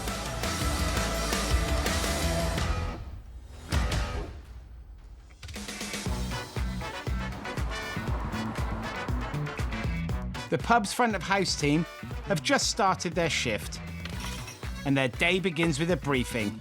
Positions for today, we're going to have Matt and Adam behind the bar, and then Darren and Maisie will be at the front, and then I'll be on the door.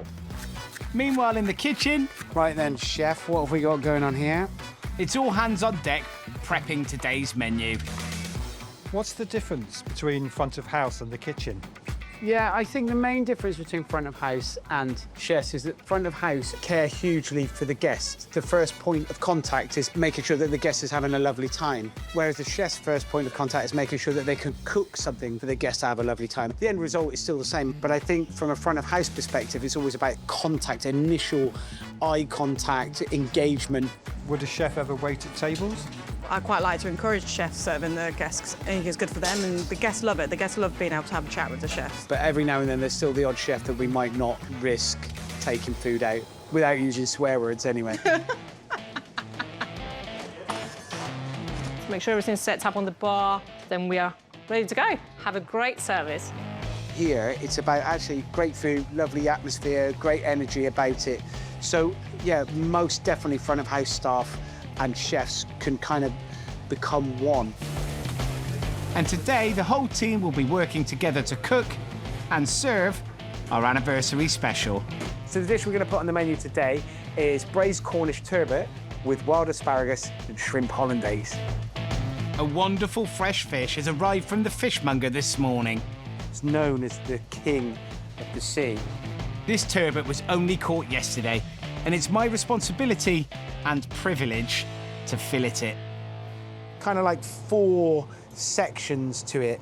1, 2, and it's got a flat bone that goes through the middle. 3, 4, the same the other side. So through the middle, you cut through all the way down. This is a filleting knife, so it bends. So you can put it in and bend it so it sticks close to the bone. It's about a 3 kilo turbot, and we're gonna get maybe 10 portions from a fish. You know, if you get 8 portions out of this as opposed to 10, it does cost money. You know, one of the first things that I always say when we're watching young chefs train, they have to care for the cabbages, they have to care for the potatoes, because if you don't care for the cabbage or the potato, what on earth makes you think that I'm gonna let you loose with a knife on a piece of turbot? Next job, trim up the fillets. So turbot we use quite a bit because it roasts beautifully. It's just got such an amazing muscular structure to it. It can take big ingredients. Actually, Rich, talk us through the ingredients we're going to serve with it. So we're serving it with little brown shrimp hollandaise. Serve it with some wild asparagus, sauce vierge, Sauce vierge, which is kind of like a tomato, basil. an olive oil. Yep. Sounds great. Then, remove the skin. Right at the tail end of it, bring your knife to you, get down to the skin, give yourself something to hold on to. Gently move the knife, but you also kind of maneuver the piece of fish as well. The hard work of taking off the bone I've actually done, but the bit that actually really counts is getting the portion sizes correctly. Sarah doesn't trust me to do that, which is fine. We'll leave Sarah and her team to do that. Yeah, she's going yes. So this will be ready to go, prepped in time, portioned, perfect for service. Fingers crossed we have enough people come through the door and they buy it. We'll see how this dish is cooked and served at lunchtime. But first, I've got a lovely starter to show you, celebrating a great flavour pairing. Great double act combinations. They're all the things that so many kitchens and recipes and menu design is built upon. So I'm going to put together this scone that just encapsulates and wraps up the way that double acts work together and letting them be the star of the show. These, my cheese and onion scones. I'm starting by cooking my onion. Into a pan, put olive oil and butter. Wait for it to melt. That's another one. Olive oil and butter. That's a double act, it's good. Add finely chopped onion to the pan and let it sweat down till it begins browning. Just gonna add some chopped garlic as well. And then turn the heat off. Next job, the scone dough. Into plain flour and baking powder, add cold diced butter and rub it together. I'm not looking for that breadcrumb stage. It means we've taken it too far. I want little pieces of butter in it. What we're looking for here is a cross between a scone and flaky pastry. Next in, some great flavours. Chopped flat leaf parsley and thyme, and some grated cheddar. Give it a little mix. Make sure those herbs have gone evenly through the dry ingredients. I'm gonna put in the cooled onions and garlic. Season and add buttermilk to bring the dough together. And then, with your hands, kind of lift it and roll it all together. Don't just get in there and smack it all about. Fold it. And we're not looking at making a very thick dough, just making a clump. Is that a technical term? It's a very technical term. Most pastry chefs don't let you into that little secret. It's called a clump. People quite often worry about making pastry, like it's only brilliant pastry chefs can do it. But that's not true. A le clump like me can do it. And if I can, so can you. Dust the board with plain flour and roll the dough out to a rectangle, roughly 30 centimetres by 12. I'm gonna put a little bit more cheese on the top. Then we're gonna cut it into 3, and then place them on top of each other. So you've now got like a 3-layered stack. As we cook this, you've now got layers of trapped air, but also you've got those bits of butter in the cheese that melt and will puff up. Roll again to the same size. Sprinkle some more cheese over the dough, cut into 3 and stack again, with a non-cheesy layer on top. We are now layered up with butter, herbs, cheese and onion. Finally, roll the dough into a rectangle, about 15 centimetres by 20. And it's crucial to rest this pastry dough before you bake it. So this, in the fridge for an hour, is ideal. Whilst our scone dough is resting, can make up a butter to go with it. Add a squirt of English mustard to room temperature butter and combine. Then in goes parmesan, seasoning, and chopped dill and chives.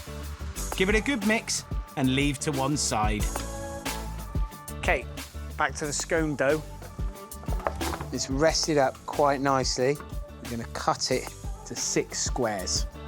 Trimming the edges will help give the scones a great rise. And here's another secret. Because we're cutting it into squares, we're not doing that thing with a cutter where you push down and squeeze, and it kind of traps the scone together. It doesn't allow it to rise. So simply cutting it into the shape to bake will help ensure you get an even bake and an equal rise. Brush the tops with beaten egg and put them on a baking tray lined with parchment. I'm starting the scones off for 12 minutes in a hot oven for their initial rise. Hot, hot, hot. Then turning down the heat for another 12 minutes to cook them through.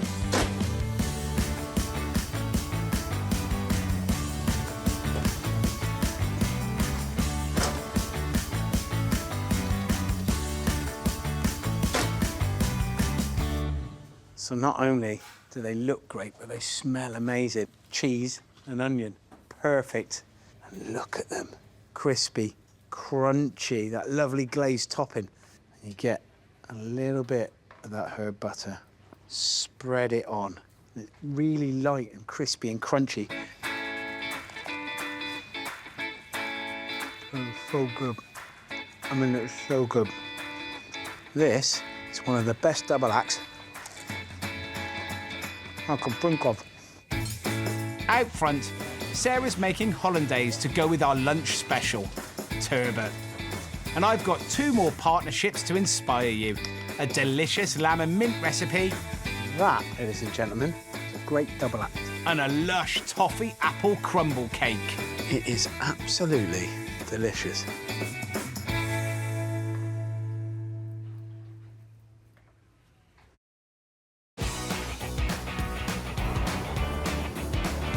Today in the pub, lunch service is hotting up. So do it as a vegan one, just no dressing. And I'm hoping our guests will love our turbot special. But before we see that, here's an easy main course with a familiar flavour pairing. Lamb and mint sauce is one of my favourite flavour combinations. And I want to take those two flavours, do something a bit lighter and fresher. So this is a lamb rump with mint salsa.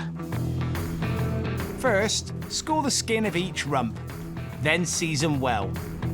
Drizzle some olive oil into a pan, and when it's nice and hot, place the lamb in gently, skin side down. And as that fat comes out, that will go into the pan, which will allow you to then cook the lamb in its own fat. All about the flavour. Turn the lamb so it browns on all sides. Imagine these lamb rumps, they're kind of like meaty cubes. You've got 6 sides to them, top, bottom, and the 4 edges. We're gonna get lovely caramelisation all the way around. Then pop them in the oven to roast for around 5 minutes. Next, the all-important salsa. Chopped mint, flat leaf parsley, basil and chives. Big fan of chives, absolutely delicious. Add more flavour with grated garlic and capers. Absolutely amazing. It's got a proper acidic punch. Plus Dijon mustard, sherry vinegar, white balsamic vinegar and the zest of a lemon. And then as it begins to turn to a paste, add some really lovely extra virgin olive oil. Good pinch of salt, twist of pepper. Zingy, minty, fresh, but still, the big herb that kicks through that is the mint. Lamb, mint. Ooh, a little bit of garlic. Right, lamb is ready. Back onto a low heat on the stove. The secret to it really is that lovely caramelisation, cooking it in its own fat, and then finish it off with a couple of knobs of butter and some lemon juice. Keep turning it, taking on all that flavour from the pan. You take your lamb rumps out, put them onto a resting tray, and then dress the top with this lovely buttery flavour. Now the key now is good resting. 5–10 minutes. To serve with the lamb, I'm making courgette fritters. Make a batter by mixing equal parts self-raising flour and corn flour with very cold sparkling water. Helps to keep everything light and fresh and fluffy. Add courgette matchsticks and give them a good coating. Then drop into a pan of light olive oil, heated to 180 degrees. These don't take long at all. You can feel them moving them around, they're making crispy, crunchy noises. Then after a couple of minutes, gently lift them out. Give them a little season now when they come out, it's still nice and warm. And that is the perfect courgette fritter. Crispy, crunchy, golden, but still soft and courgette-like in the middle. That has to be my favourite way of cooking courgettes. Time to plate up. Lamb onto the plate, beautifully pink. Some of our very simple, crispy and crunchy deep-fried courgettes. And then the mint salsa drizzled over the top of the lamb.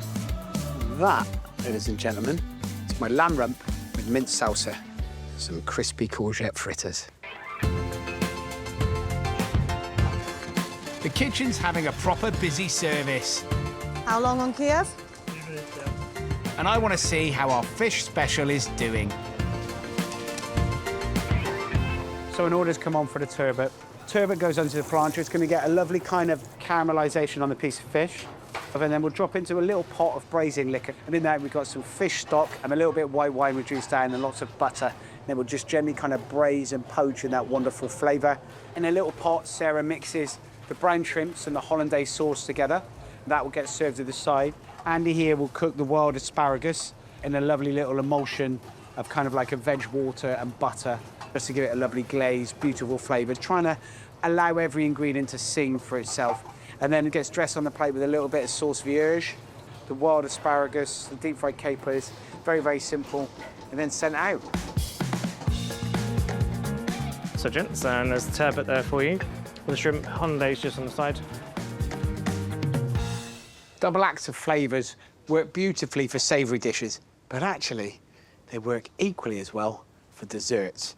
Now I'm going to use a double act here for my pudding. Toffee and apple is amazing. Apple crumble, amazing. Toffee apple and apple crumble together, now we're talking. This is my toffee apple crumble cake. First job, peel and dice the apples. Sweet red eating apples and sharp Granny Smiths. The acidity that comes through the Granny Smith apple punctuates the sweetness of the cake and the crumble. Next, in a pan, heat some soft brown sugar. Just as you see that sugar is beginning to caramelise, I'm going to add my vanilla, about a teaspoon, vanilla paste, and then my butter. What happens is the butter melts into the sugar, and then at this point, I'm going to add my apples. And as this apple cooks just a little bit, kind of sugar and the butter go all toffee-like and lush. The apple is caramelised quite nicely, beginning to soften and take on that lovely kind of toffee flavour. Pull that into a tray, and then leave that on one side to cool. Now the sponge cake mix. Cream together butter and golden caster sugar till pale and fluffy. Then add 4 eggs, one at a time. Next, add vanilla paste, baking powder, ground cinnamon and cardamom, lemon zest, and ground almonds. Finally, add self-raising flour and gently whisk.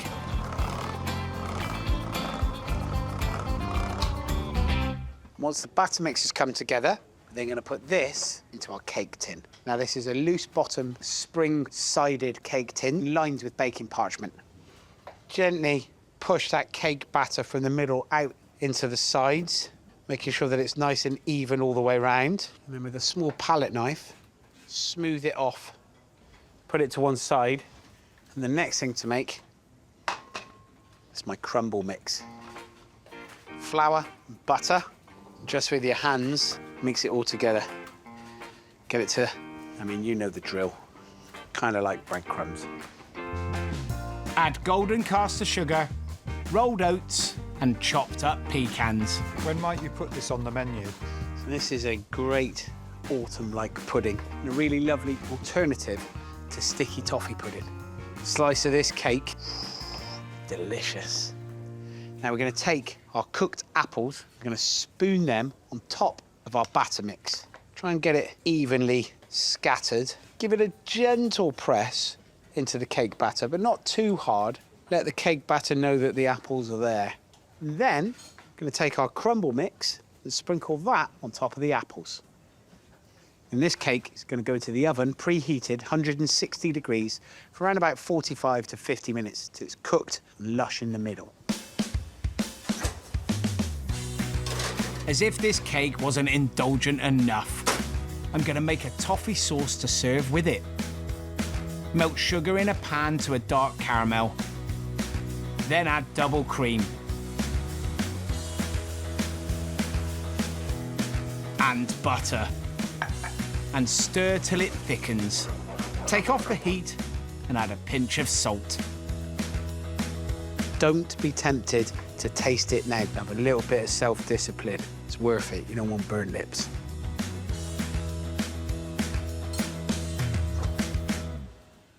Oh, look at that. There is nothing better than the smell of a freshly baked cake like that. Release the cake tin. Find the end of the bit of paper. Release that. And then with a knife, stick it dead centre. Slice it through. You want a proper wedge. I'm going to serve this with some vanilla ice cream and that amazing caramel toffee sauce. That topping is amazing. Delicious, warm, soft cake. And then you get this flavour of the apple and the crunch of the crumble on the top. It is absolutely delicious. It's like if French and Saunders and Laurel and Hardy all around at the same time. What more could you want? It's my toffee apple crumble cake. Like those classic comedy double acts, ingredients that work great together can produce magic. And the same goes for running a pub, the kitchen and the front of house, two halves of one great team.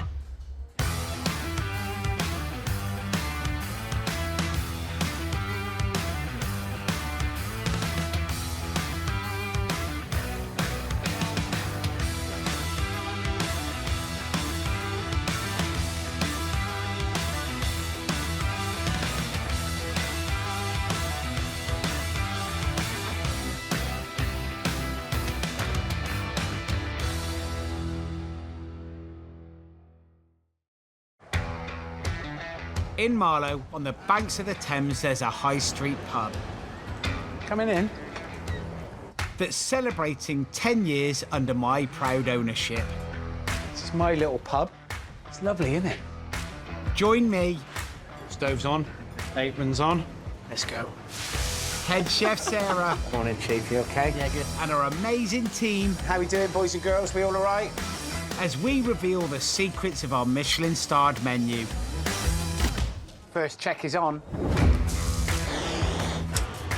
Featuring the most iconic dishes Heritage tomato salad. Thank you very much. from the last decade. It's a good job I haven't got any hair, because otherwise it would just stink of beef stock. And in my test kitchen, I'm cooking up incredible pub recipes That, dipped in that with a bit of that, absolutely perfect. which you can cook at home. It is amazing. This time, it's bon appetit, as we take inspiration from across the channel. Stool 7, please, Liam. On the menu today is a favourite French dessert, plum clafoutis. Think of it like a sweet toad in the hole. And in the test kitchen, I'm cooking another lovely pud with plums, my frangipan tart. I've got a hearty chicken, pork and bean stew for you. And an all-time great French onion soup with cheesy croutons. Very good, that. I want to show you what really goes on in a pub kitchen.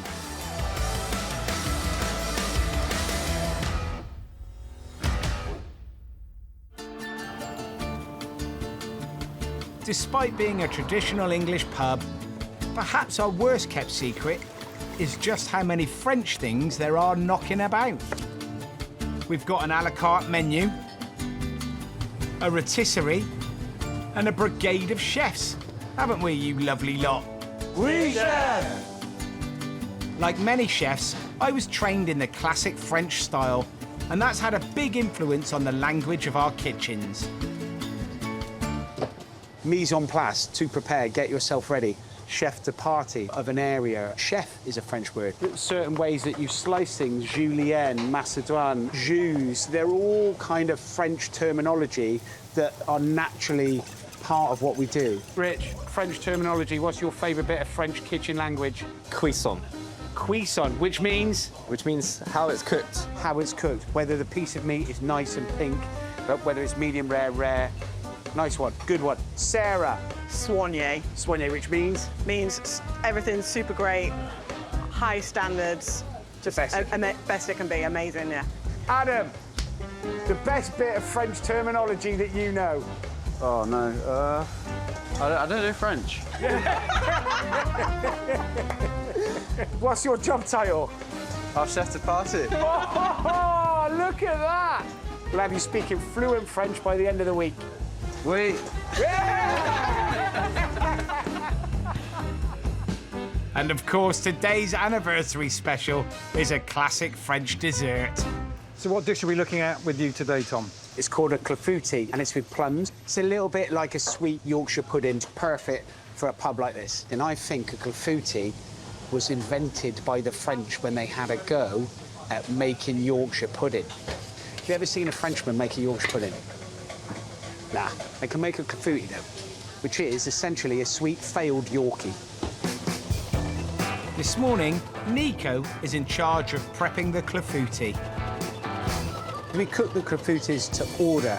So the one thing that we could do in advance is we make the batter mix, but we have the filling, the plums, already done. And the plums, what have you poached them in, Nico? Add sugar, red wine vinegar, wine, reduce it down, put in the plums, a bit of lemon zest, cinnamon, and vanilla. So you've got these lovely little aromats that sit through. So you've not just got the plums, but you've got that lovely kind of acidity and warmth, and you know, all those sort of flavours go so nicely with Yeah, we plum. reduce it first, and then we put in the plums just off the heat, and then... The more you reduce it, the more you cook something, the more it intensifies that flavour.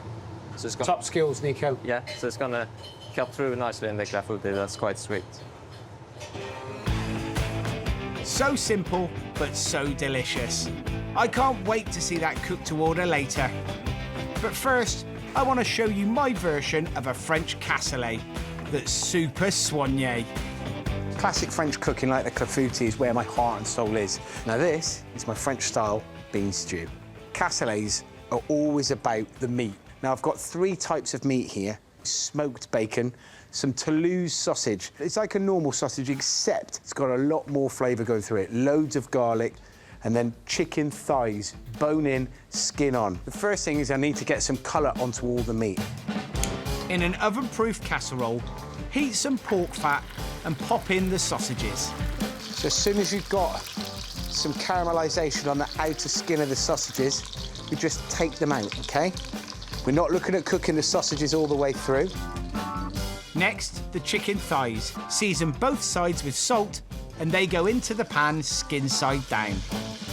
And we're going to let that cook and caramelise and get some luscious, deep golden brown colour on that skin. And the skin's getting nice and crispy. I can cut up my bacon. I want this to be pretty big chunks as well. So as you eat them, you know you're having a proper lump of meat. Do you visit France much? They're quite lucky that I've got great chef friends, and we probably do a trip once a year, and we'll drive around France for 3 or 4 days. And we go to various different restaurants. You don't really think until you're there about how big and vast the country France is. You get warmer climate, amazing Mediterranean seas, through to alpine kind of dishes where things have to be about stews and the way that you preserve things and smoking. And that's why I think it has been at the forefront of cookery throughout Europe, the understanding the process, particularly for us as chefs when we started cooking, you know, 30, 35 years ago. You start learning about the different regionality of France.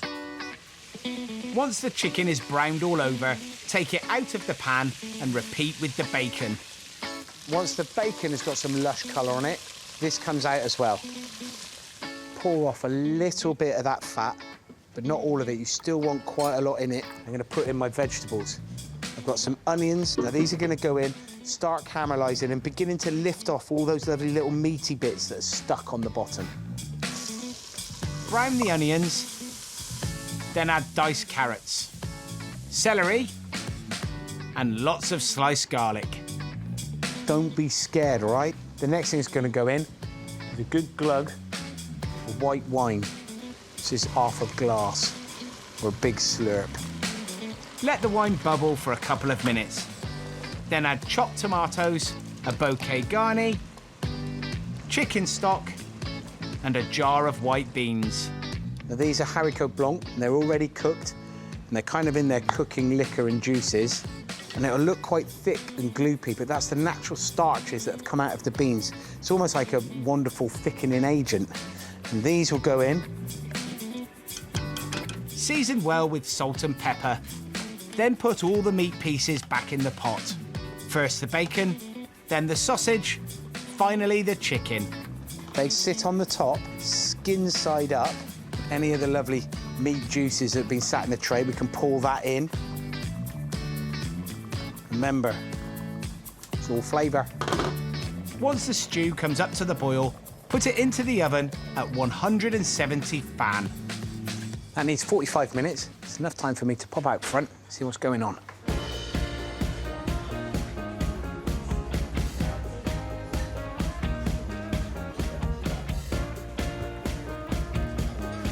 Look at that. Serve it up, get your spoon. I'm gonna dive into this luscious looking pot. Sausage, so get some chunks of that bacon. One of those chicken thighs. Don't be shy with the beans. And sprinkle on the top, flat leaf parsley, and that is ready to go. Some nice crusty French bread. rip it open. You can dip it in the sauce. Now that is a lovely taste of France, even if we are 20 miles outside of West London. My French-style bean stew. Tell you what, the French do know what they're doing, don't they? In the pub, the first guests are arriving for lunch. I hope they'll be tempted by our amazing clafoutis. And coming up, I've got 2 more fabulous French-inspired dishes to show you. Plum pistachio frangipane tart and French onion soup with Comté croutons.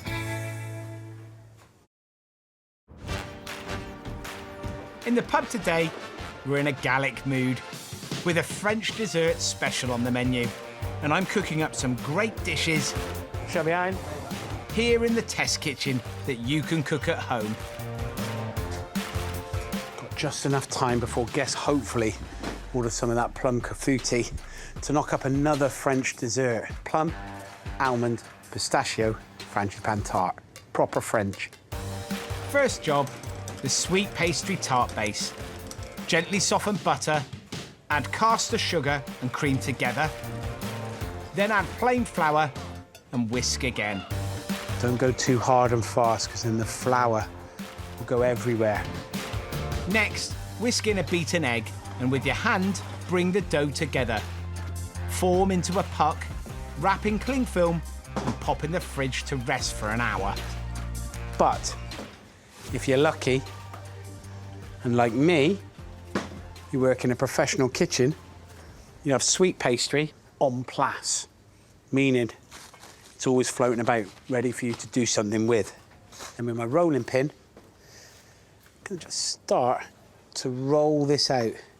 And then getting this pastry to around about the thickness of a pound coin. And once you have it fairly circular, get your rolling pin, roll the pastry back onto itself, and get your loose-bottomed tart case, pop it where the pastry was, lift up, and gently let the pastry drop into place. Make sure you tuck it right in. Did you ever have to wear one of those big French chef hats? I'm very lucky that I have never, ever had to wear a big, tall chef's hat. You've seen the size of some of the kitchens we work in. The ceilings are quite low down. I'm 6'3". You don't need another 12 inches sat on the top of your head, do you? Use the rolling pin to trim off the excess pastry and prick the bottom of the tart to stop it puffing up when it bakes. I'm gonna pop this into the fridge for around about half an hour to an hour to firm up a little bit before I put a frangipane mix in it. After a quick clean down, I can get on with the frangipane filling. I'll keep these because I need them. Start off, I suppose, like the pastry, by creaming together butter and sugar. But we're using icing sugar, a little bit lighter and easier to mix. But the one thing about it is quite puffy. So go careful if you're using a mixer, because you don't want it going up in clouds. Add 2 eggs, one at a time, followed by plain flour, ground almonds, and a secret extra ingredient, ground pistachios. The last bit of flavour that's going to go into this is some of this.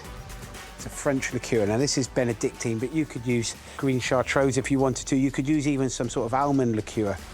Just a couple of tablespoons. Next, the plums. Take out the stones and cut into wedges.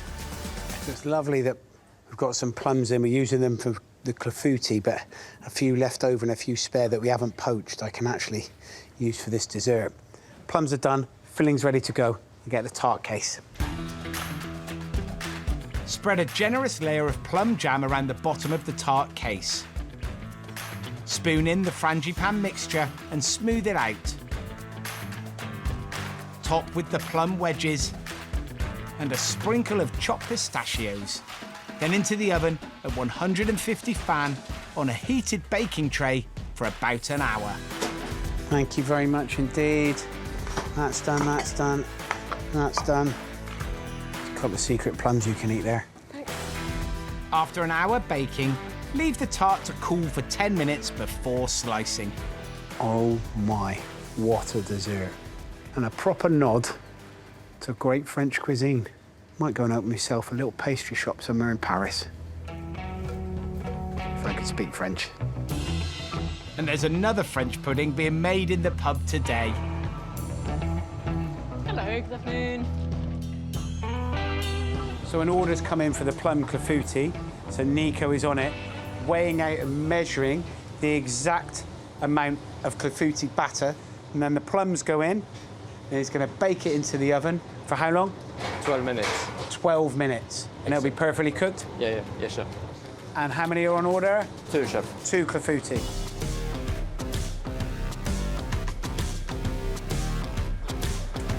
You are going to 30 and 12, please.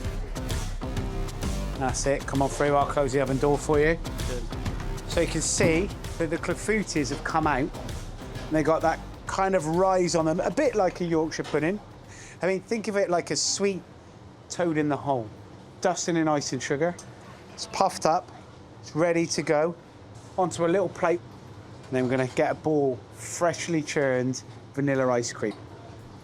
But there's something special about the ice cream being able to gently melt into it. These ready to go, chef? Oui, chef. Which table? Stools 23. All right.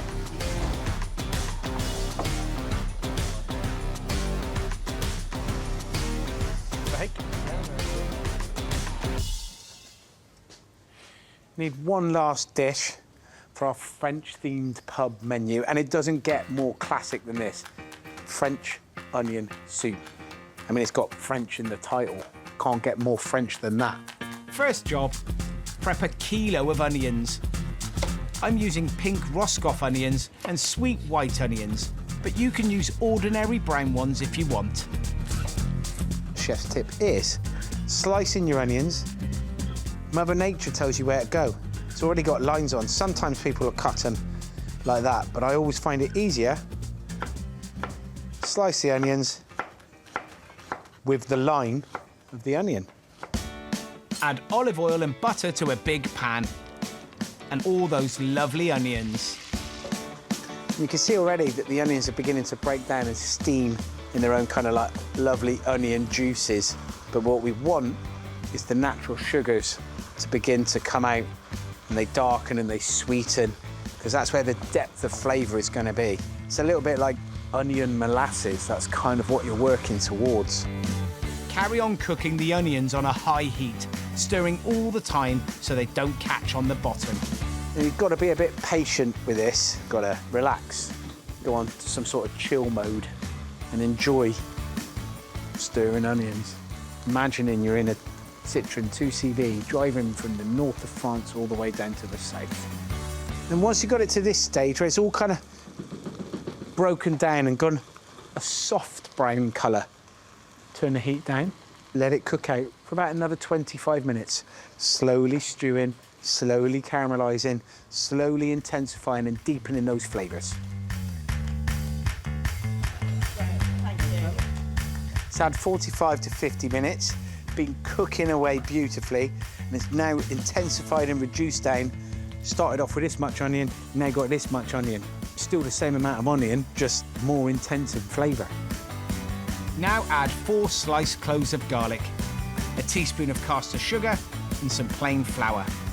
Cook out the flour for a couple of minutes, then deglaze the pan with a glass of white wine. And then the next thing that goes in is beef stock. Now this is really good beef stock. The crumbly stuff will not work for this. Supermarkets do really good ones now. Get some ones with a high gelatin content that's got some body to it. Can you see that? It's not too liquidy, all right? Add bay leaves and thyme and leave to simmer. Now we can get on with the cheesy croutons. In a bowl, grate a clove of garlic, add a splash of olive oil and chunks of baguette. Now, classic French onion soup has this kind of whole crouton on the top with melted Gruyere cheese. Absolutely delicious. But I've always found that there's a slight flaw in that, and that is it's hard to eat. To get round that, we're going to do broken up pieces of bread. Because they're smaller, you should be able to get a spoonful of soup, a bit of a crouton, every time you put your spoon in the bowl. Coat the croutons in the garlic oil, then pop onto a baking tray. Sprinkle with a pinch of salt, then put them in the oven for about 10 minutes. Whilst they're cooking, I can grate the cheese. Now, the cheese that I'm going to use, this is Comté. Now, I love Comté. It's a really nutty, beautiful cheese, but it also melts beautifully as well. When the croutons are golden and crisp, sprinkle with the cheese and pop them back in the oven for 5 more minutes. Meanwhile, season the soup. And for a final French flourish, add a glug of brandy. It doesn't taste too boozy, but what it does do, it just lifts everything. Time for the croutons to come out.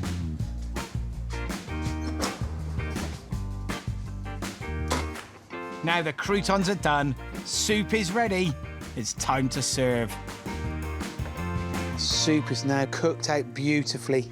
And then, whilst that cheese is nice and hot, you can lift it up, pop it on the top. And those croutons, crispy and crunchy as they are, will begin to absorb some of that beautiful French onion soup. Last little sprinkle of parsley. How lush does that look? You know, sometimes in life, it's the simple things that really do win.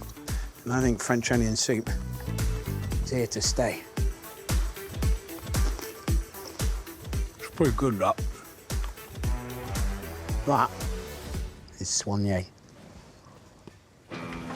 So do all those delicious and satisfying French dishes earn their place on the menu of a great British pub? Table 24. Well, there's only one answer to that. We share.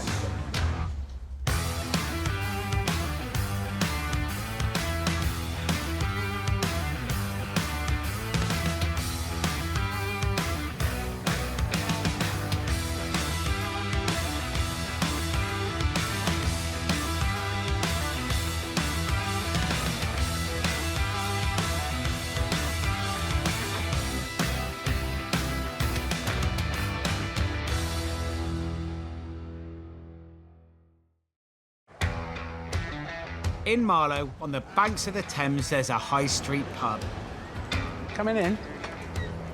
that's celebrating 10 years under my proud ownership. This is my little pub. It's lovely, isn't it?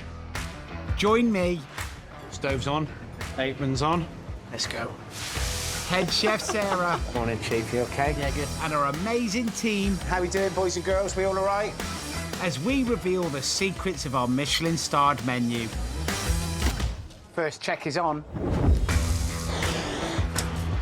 Featuring the most iconic dishes Heritage tomato salad. Thank you very much. from the last decade. It's a good job I haven't got any hair, because otherwise it would just stink of beef stock. And in my test kitchen, I'm cooking up incredible pub recipes, That, dipped in that with a bit of that, absolutely perfect. which you can cook at home. It is amazing. This time, we're transforming the freshest ingredients into the fastest of dishes. Oh, they're nice. On the menu, there's a banging heritage tomato salad with feta and mint. A taste of sunshine, and it's amazing. And in the test kitchen, I'm cooking a speedy seafood linguine, A celebration of real fresh ingredients. an Asian-inspired tuna tartare salad, and for pudding, these gorgeous blood orange possets. I want to show you what really goes on in a pub kitchen.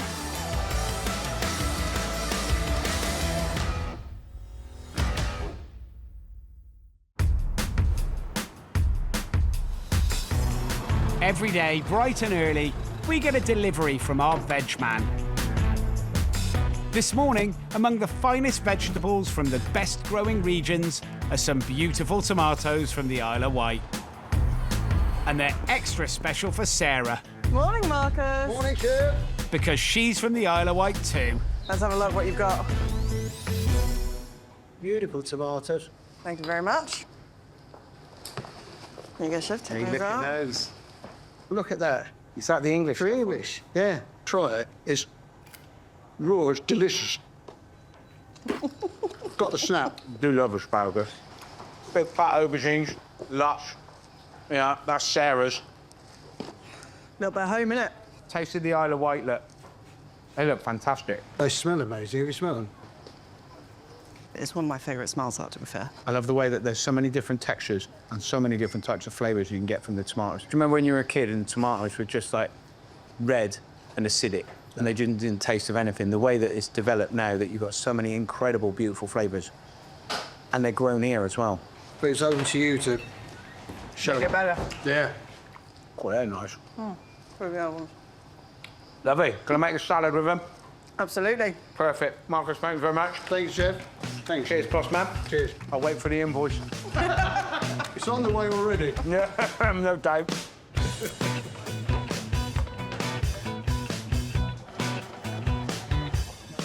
Veg prep is something everyone chips in with. And Sarah's asked me to pod today's delivery of broad beans. She dumped those in front of you and said, could you do that, chef? Yeah, but it means that she can get on and do some proper meaningful mise en place where she knows I'm not going to blag it. She knows I'm not going to just do half of it, throw the other half in the bin and tell them that's all there was. I mean, I might do that. But it's those wonderful tomatoes that will be used in today's anniversary special. So the dish that we're bringing back onto the menu today is Heritage Isle of Wight tomatoes with feta mint. And responsibility for making the salad falls to Chef Xavier and Adam. All right, how are we doing, Zabo? Ads, we okay? I'm just prepping the pickled shallots for the tomato salad. And how long have you been with us now, Zabo? 7 months now. And are you loving it? Absolutely loving it, yeah. Would this be one of the first times you've seen this dish come on then? Yeah. Right, okay. Talk me through the process of how we layer up the flavours, what goes on each bit. So, at the start, we have a base of a big Isle of Wight tomato, and we sort of build it up with small tomatoes, pickled shallots, the petals from the roasted onions, Thyme, basil. and some mint, feta, parsley oil. But what are we trying to do with the flavour profiles? So this is going to be like a sort of sweet, tangy flavour because we're going to pickle it.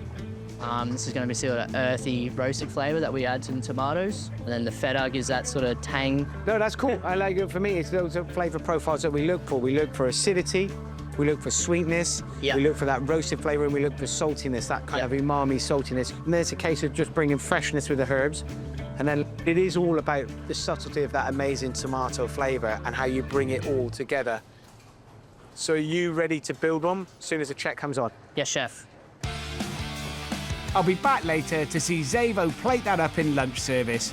But first, I've got a dish to show you that's just as fast and fresh.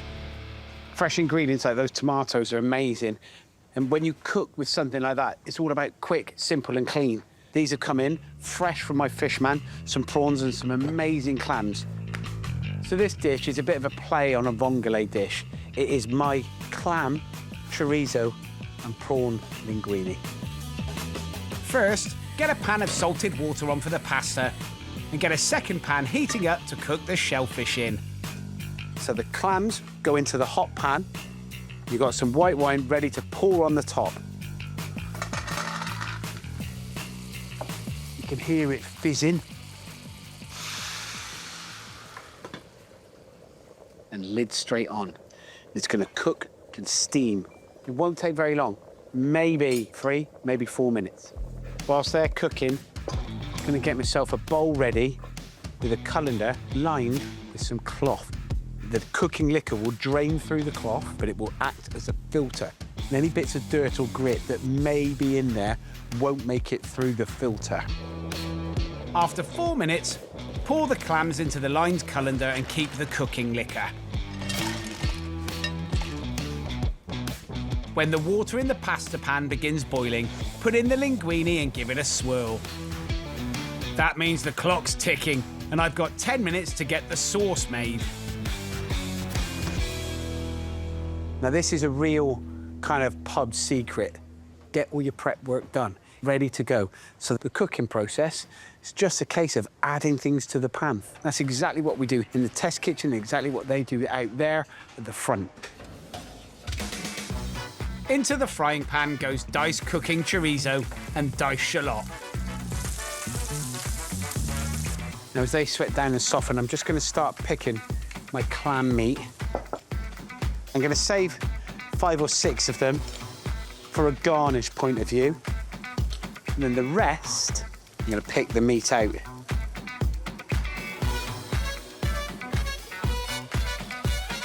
Once the chorizo and the shallots are nicely softened, add sliced garlic.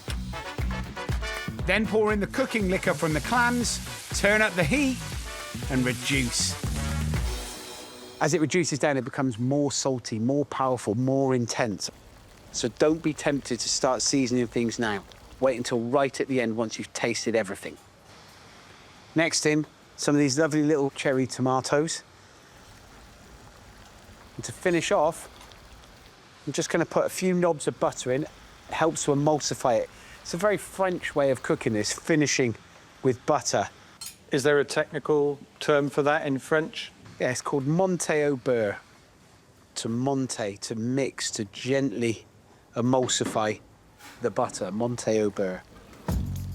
Next thing in, some prawns. We're just going to drop them in and cook them till they go nice and pink. Turn them over 2 or 3 times, and they take very, very little cooking time. And then just as that sauce is reduced down and the prawns are cooked, we're going to put our clams back in. Stir them around.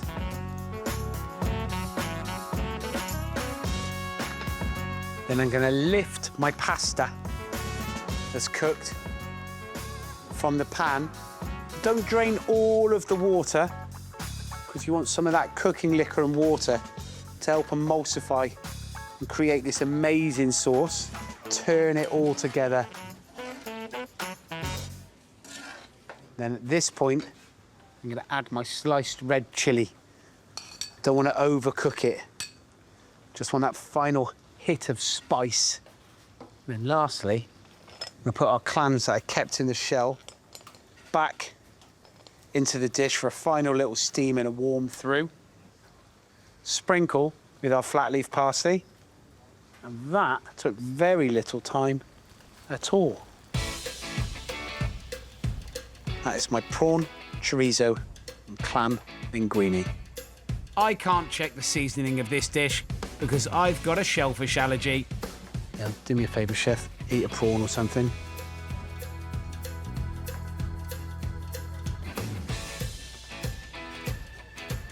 Hot. Seasoning. Bit of black pepper. Oh, no, I haven't put any pepper in it. Bit of black pepper. See, that's why you're here. Happiness. Very nice.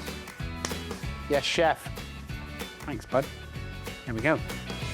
Prawn, chorizo, and clam linguine. Don't forget the black pepper. The sun's out and the guests are arriving for lunch. Hopefully, it'll put them in the mood to try our heritage tomato salad special. It's really nice to have something fresh and clean. Coming up, I've got a super speedy tuna tartare salad for you to cook at home. And for Pud, there's creamy and tangy blood orange possets. Great celebration of a wonderful fresh ingredient.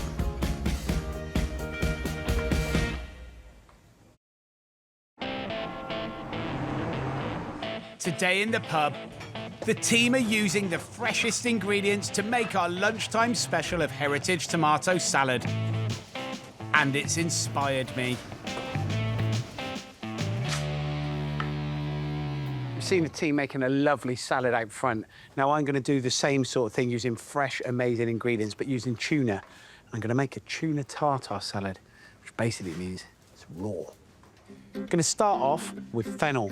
It's crispy, it's crunchy, and it's got a lovely kind of aniseedy flavour to it. Goes really nicely with fish. The sliced fennel is going to go into some iced water. Now, iced water, what it does is it crisps everything up. It's like, I mean, everyone's doing it now. Ice baths, OK? When you get into them and you go, oh, and that's what it's doing to the fennel. It's shocking it into being even more crunchy. That's why I don't do an ice bath. Don't want to do that in the morning. You want to be shocked into being crunchy. Next, add thinly sliced shallots, some big fronds of dill, and flat leaf parsley. We want the herbs that almost act as salad leaves. And a handful of chives cut into 3. And then lastly, some Granny Smith apple. I'm going to slice this really thinly and cut it into matchsticks. Just going to leave them to sit to one side for a couple of minutes. And then I'm going to make my dressing. Top and tail a pink grapefruit. Then peel it and remove the pith. When you think of pub food, you quite often think of it as comforting and warm and log fires and roasts. But you know what? It's really nice to have something fresh, clean and crispy. Because, you know, we do get summer in the UK. It's 2 of the favourite days of the year. Over a bowl, remove the grapefruit segments, leaving the membrane behind. I've ended up doing lots of different salads where citrus segments are used. They just give beautiful punchiness. And it's not just all about the acid. It is just a little bit about how great the flavour is. So once you've got your grapefruit segments, keep them to one side, but don't get rid of this. Because this is going to be the base of our dressing. Give it a good squeeze. Now, the next thing to go in the base of this dressing is more acidity, and that's going to come from lime juice. I've got here 2 limes already done. Then into that, I'm going to start adding some Asian-influenced flavours. First, for sweetness, a squeeze of runny honey. Then add sesame oil. Lovely, nutty kind of flavour. And soy sauce. Give it a stir.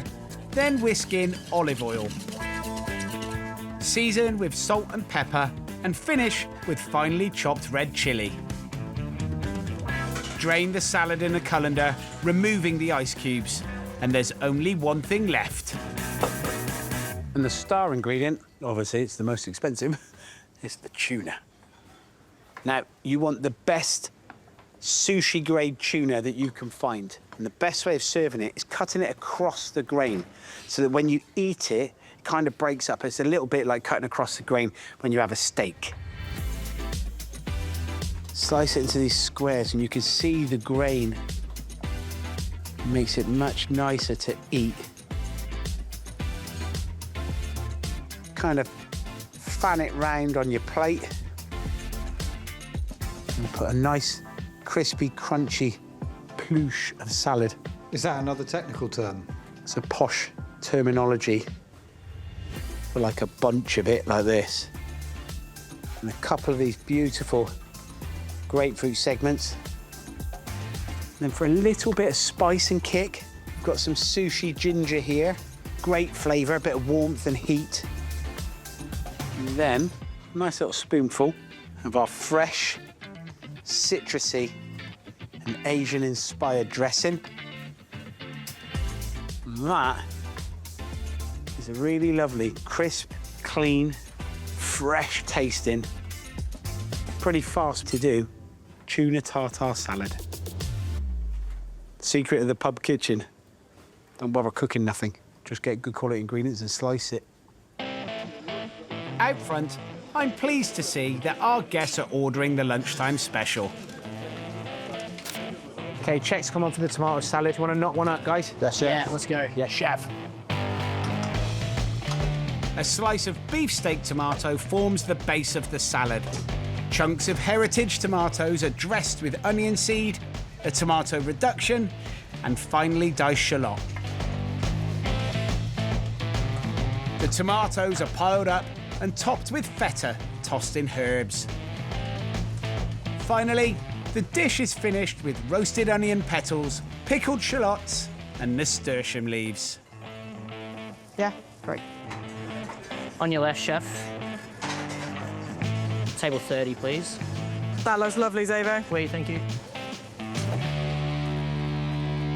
heritage tomato salad with feta and vinaigrette just there as well. Thank you very much. Thanks so much. A menu focused on fresh ingredients and quick recipes needs a great dessert. This dessert is a British classic. It's a posset. And normally, that's with lemons. But this time, I'm going to use a blood orange. This is my blood orange posset. First thing I'm going to do, put double cream into a saucepan, along with the zest of 2 blood oranges. And the blood orange season isn't super long, so when they are around, grab them and use them. And they just look so amazing as well. I'm also adding a vanilla pod and its seeds and caster sugar. Slowly bring the cream to the boil, then add blood orange juice. Stir it in. Straight away, you will feel that cream thicken because the acidity in that juice starts to make it a little bit like a warm panna cotta mix when it's beginning to set up. Pass that through a sieve into a bowl, and then transfer this mix to a jug.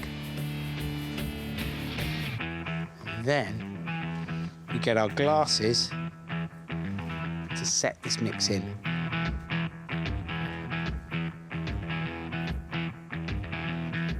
This now goes into the fridge for maybe an hour and a half, just so it sets up. While the possets are setting, I'm going to use more blood orange juice to make a jelly for the top. But first, I'm reserving 4 slices to sit between the posset and the jelly. A little bit there, that's for me. Dry them with kitchen roll in case their juice stops the jelly setting. I've got 3 pieces of gelatin. So these need blooming, which is the technical term for softening. And they soften in cold water, because if you do it in hot water, they'll just dissolve, and you don't want that. Squeeze the blood oranges, pour the juice into a pan, Onto the heat.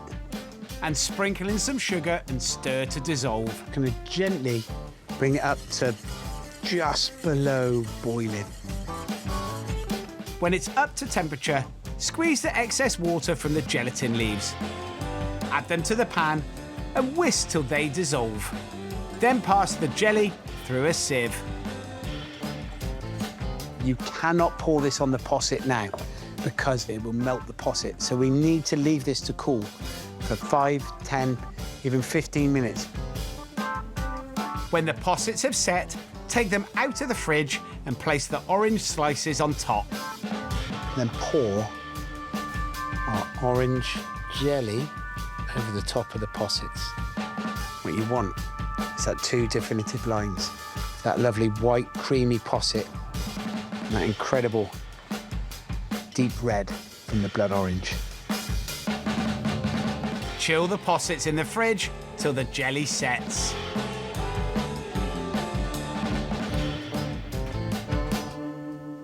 Now, you don't really want to get too far ahead.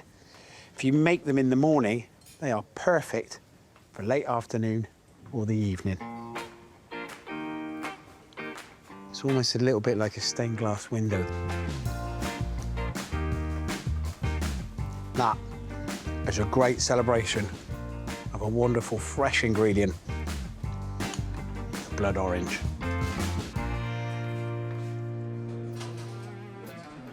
Whether it's tomatoes, clams, tuna or oranges, our menu is always led by the best ingredients and the changing seasons. Which means we have a whole year's worth of anniversary dishes to bring back for our guests to enjoy.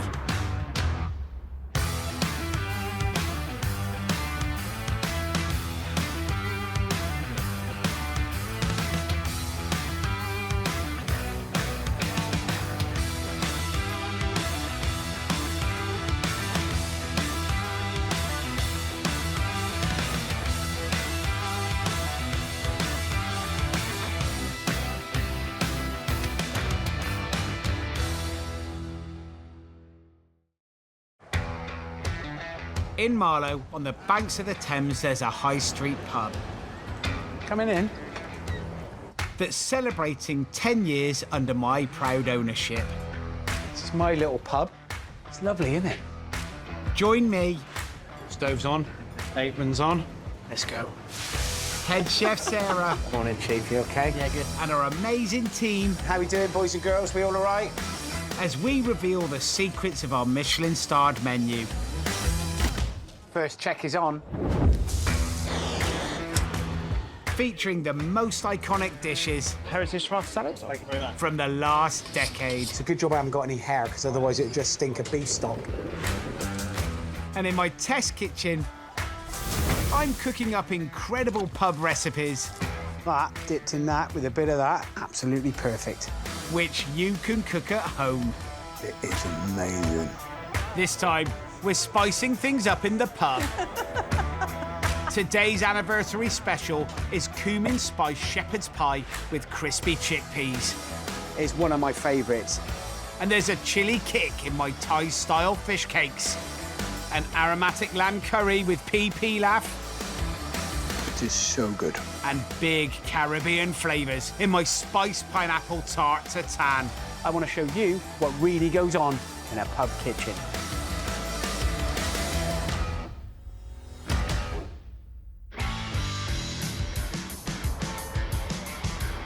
The chefs in my kitchen are a bit like pirates. Oh, it would help if the wrap was flat, wouldn't it? Yeah, you know what they say about bad workmen. We use knives instead of cutlasses. We swear a lot, some of us in West Country accents, and we like a tattoo or two. So that one there is a star constellation. I got that when he won the first star up at the hand. It also looks like a saucepan, so yeah, I'm a big fan of that one. That one is my son's handwriting. And then I got the paw print of Georgie, who's an old boxer dog. And then that Sponge, our other old boxer dog. So yeah, big fan of dogs. Big fan of that. And he's all right, like. What about the other chefs? It'll be harder to find chefs without tattoos, to be honest. We're on tattoo conversation, Chief. Oh, it's a bit of a half job here. I ran out of money and it hurt too much, so. Has it got any meaning or any connotation, or just looks cool? This looks pretty cool, I think. Looks pretty cool. And your tattoos, Rich, have they got any meanings? So when I was younger, I went travelling a lot. Worked out in New Zealand for a bit, so I just kind of wanted to always have a bit of that kind of culture. Did it hurt? Yeah, it's all right. It was pretty spicy. Like Vindaloo? Yeah.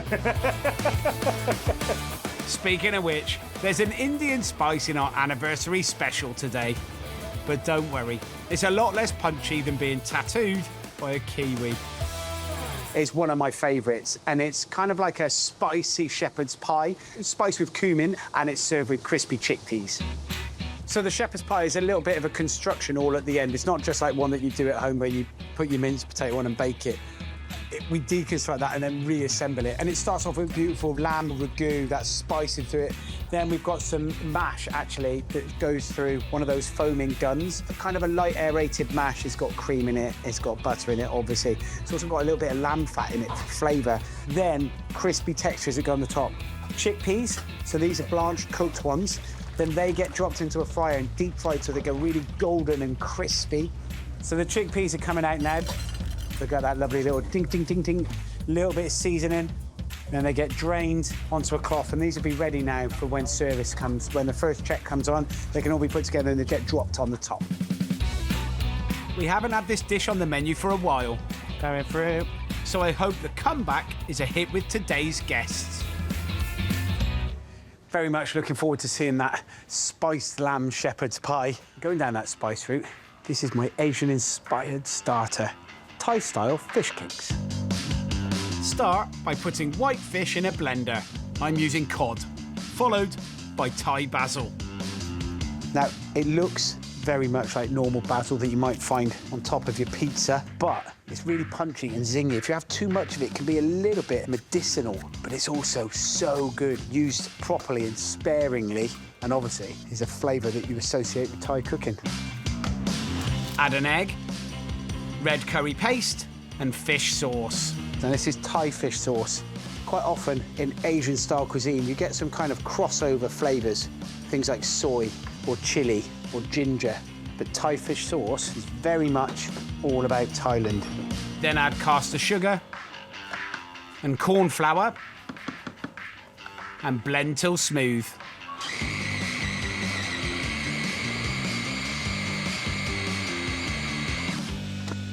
Once that comes together, you can empty this mix into a bowl. Next thing to go in, some lime leaves. Now I'm going to cut them up quite small. I'm going to take the middle stalk out of them, OK?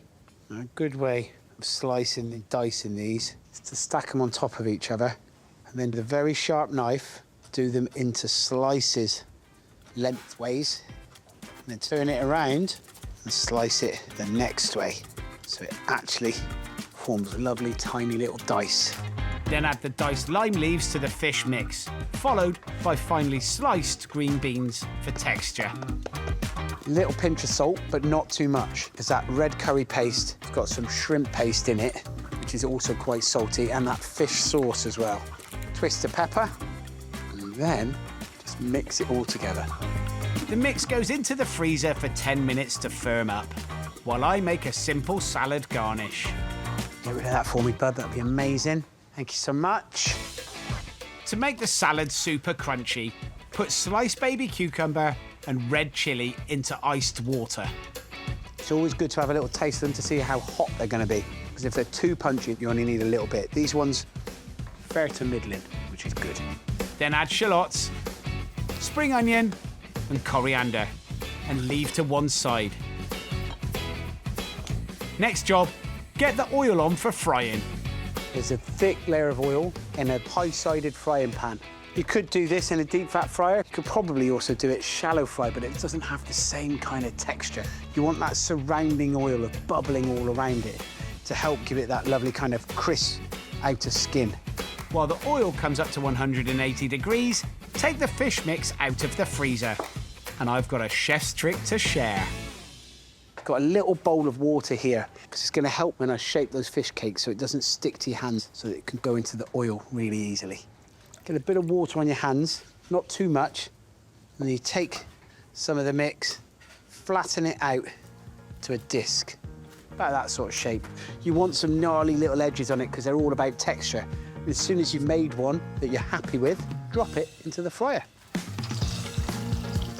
I'm used to working with hot oil, but do use a spoon to avoid burning your fingers. And then when they're golden and lovely like that, put them onto a rack and keep going. Have you ever eaten Thai food in Thailand? I have been very fortunate that I have been to Thailand just once and absolutely loved the Thai food. Some of the nicest food that I ate was actually some of the street food, and I love the simplicity of it, how easy it is to put together, how quick it gets cooked. Nice and simple, works really well here in a pub kind of environment. It's a little starter or even a snack, cold pint of beer. Absolutely fell in love with Thailand and Thai food. Definitely go back there again. When all the fish cakes are cooked, simply drain the salad and get ready to plate up. Nice little side plate. Gonna grab my condiments to go with it. Now this, sweet chili sauce, really, really delicious. And this is an Asian mayonnaise, and it's got this wonderful umami flavour that goes with it. And really, don't be scared about using loads of it, because I love it. Big handful of your crispy, crunchy salad. And then, if you need to, you can pop these through the oven to heat them up, or if they're still hot enough like these guys, plonk them onto your plate. 5 or 6 of them per portion, and a wedge of lime for acidity. Job done. Now that is a beautiful little nod to Asia. That, dipped in that with a bit of that and a bit of that crunch, absolutely perfect. Thai-style fish cakes. The pub doors open for lunch at 12 on the dot. Hope the guests will fancy our spicy shepherd's pie. And coming up, I've got 2 more flavourful recipes for you. A super easy and super tasty lamb curry and a pineapple tart tatin that'll spice up your life.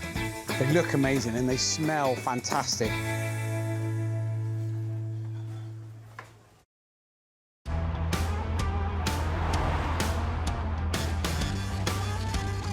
Today in the pub... Andy, Kiev straight down.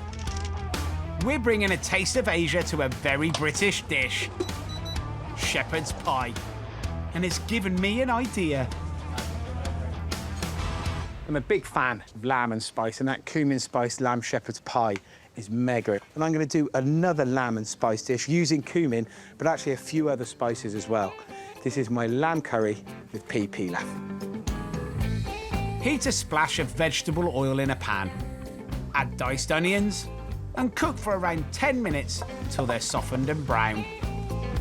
Is lamb your favourite meat for a curry? I do absolutely love a lamb curry. Lamb's got a very distinct flavour. It holds heat, it holds fragrance, it holds spicy. It'll take things like cinnamon and cardamom and turmeric and garam masala, all of those lovely things that as you eat, they're layer upon layer upon layer of excitement. Lamb holds excitement. Once the onions are golden brown, add the whole spices. Cumin seeds, a cinnamon stick, and green cardamom pods. You can give them a little squeeze between your finger and thumb, break the shell a little bit, but you don't really want the seeds to come out, OK? You want to release a little bit of flavour. Followed by 2 black cardamom pods. They've been toasted and smoked, so they give this amazing kind of smoky, lush flavour.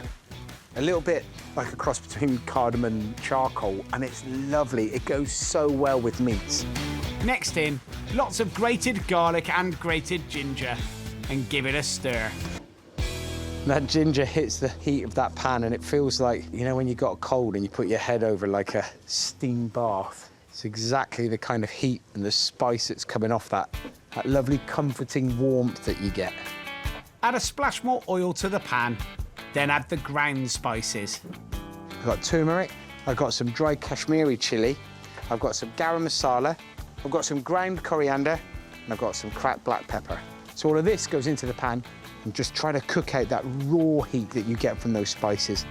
Add a pinch of salt and tomato puree and stir. Once all that's cooked out, I'm going to add my diced up lamb neck. Let them get coated with all that amazing flavour. And then onto that, I'm going to pour some lamb stock.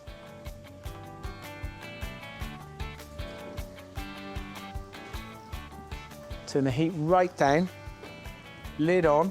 I'm going to cook that now for around about an hour and a half on a real gentle heat.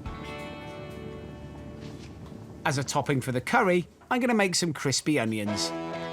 Fry a sliced onion in ghee. Concentrated butter with the milk solids and water removed. We're using ghee as opposed to oil or butter because you can get it at a real high temperature, but you still have that amazing, lovely, luscious, buttery flavour, which you just can't get from oil. Keep stirring for 10 minutes till the onions are brown and crisp. Then drain on kitchen roll and leave to one side. Now, to go with my lovely lamb curry that's bubbling away on the stove, I'm going to do a pilaf rice. To your hot ghee, we're going to add cumin seeds, cinnamon stick, cloves and cardamom, good pinch of saffron, and a handful of fresh curry leaves. Just stand back when they cook. And once that initial burst and pop has gone and all that lovely flavour's gone into the oil, going to add our rice. This is basmati rice. Now, this has been washed until the water has started to run clear, OK? And then you stir the rice into the pan. It starts to take on that lovely flavour from the ghee and the toasted spices that have gone in there. Going to add chicken stock.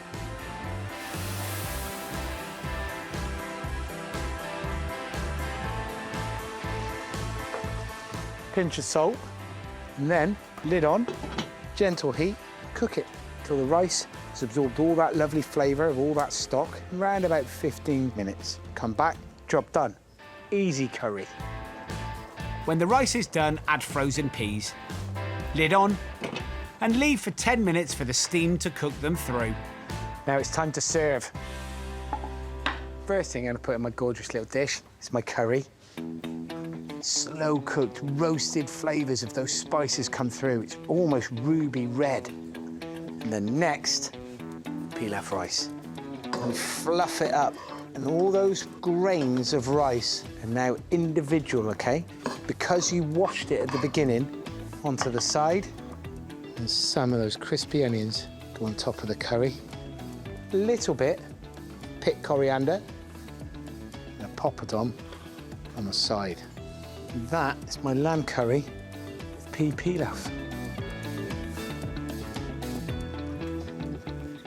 It is amazing. That lamb neck works so well for a dish like this. You know, it's no secret that I love a curry. That little sprinkle on top of those caramelised, beautiful onions. It is so good. In the pub, and orders come in for our spicy lunchtime special. So Sarah's plating up here the spiced lamb shepherd's pie, and it starts off at the bottom with some pickled carrots, beautiful little addition, sweetness and acidity, and it gives a nice little textural crunch as well when you get to the bottom. Then you've got this lovely cumin lamb ragout that sits on top of it with some fresh peas that go through the top. And then obviously mashed potato goes on the top. It's one of those things that we put through an aerated gun. So it's a lightened mash that sits on the top. And then we've got some fried up little bits of lamb mince, so it's a really intense, crispy bit of lamb. Some little fried chickpeas that give this lovely little crispy, crunchy texture. Some parmesan and some coriander stalks sprinkled on the top, and that's it. It's a big bowl of stuff. It's quite airy, but at the same point, it is also very rich, but delicious. Still 10.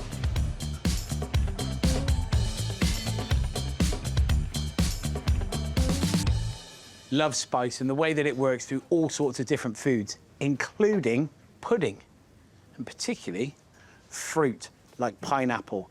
And in this case, it's going to be cardamom, star anise, and vanilla for my spiced pineapple tart tatin.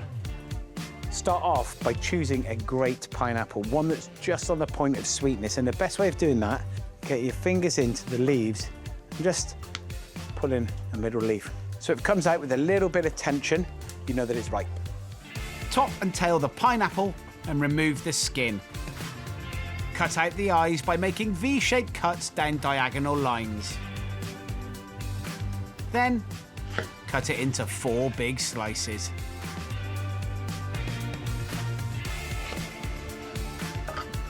And then with a little pastry cutter, I'll take the middle out.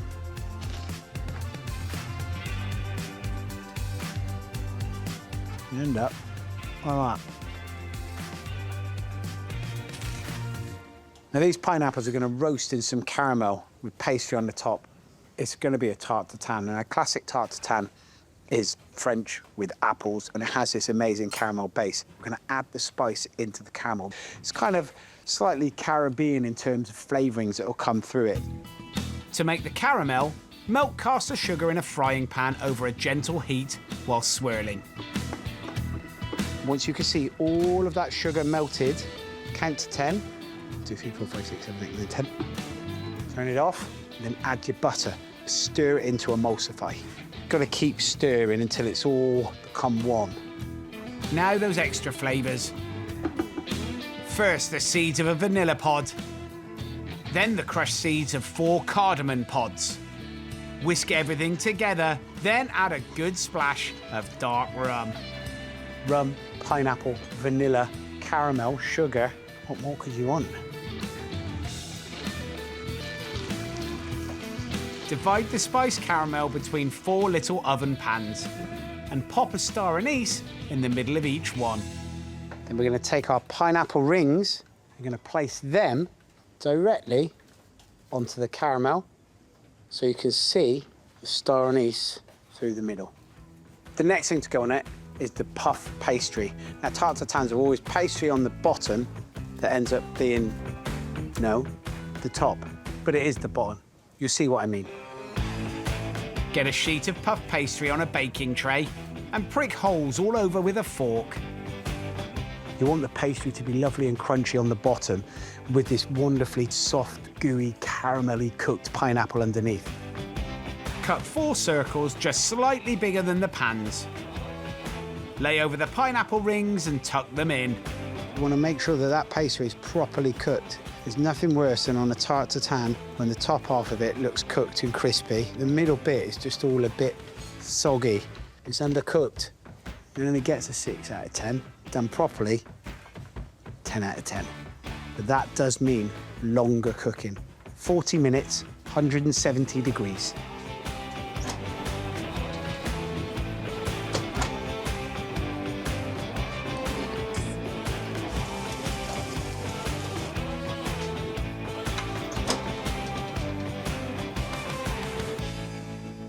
Whoa. They look amazing and they smell fantastic. You can see the caramel bubbling away. Now, I know you're very tempted to just go, let's get it and serve it.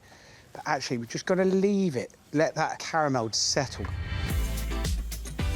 After a minute or two, I'm going to turn it out. Smell of that caramel. You've got that warming spice that it's giving off the star anise as it's baked. Smells incredible. We're just going to serve on the side of that some coconut ice cream.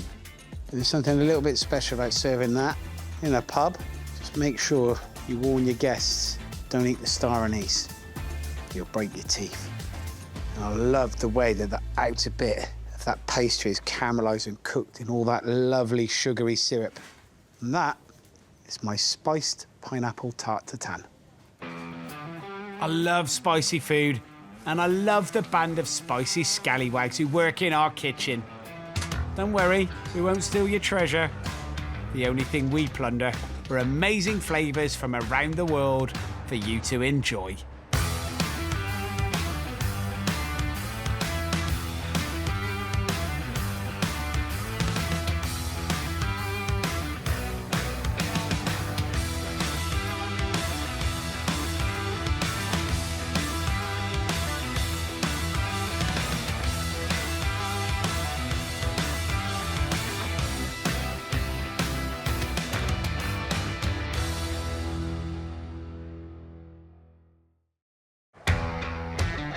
In Marlow, on the banks of the Thames, there's a high street pub. Coming in. That's celebrating 10 years under my proud ownership. This is my little pub. It's lovely, isn't it? Join me. Stove's on, apron's on. Let's go. Head chef Sarah. Morning, Chief. You okay? Yeah, good. And our amazing team. How we doing, boys and girls? We all all right? As we reveal the secrets of our Michelin-starred menu. First check is on.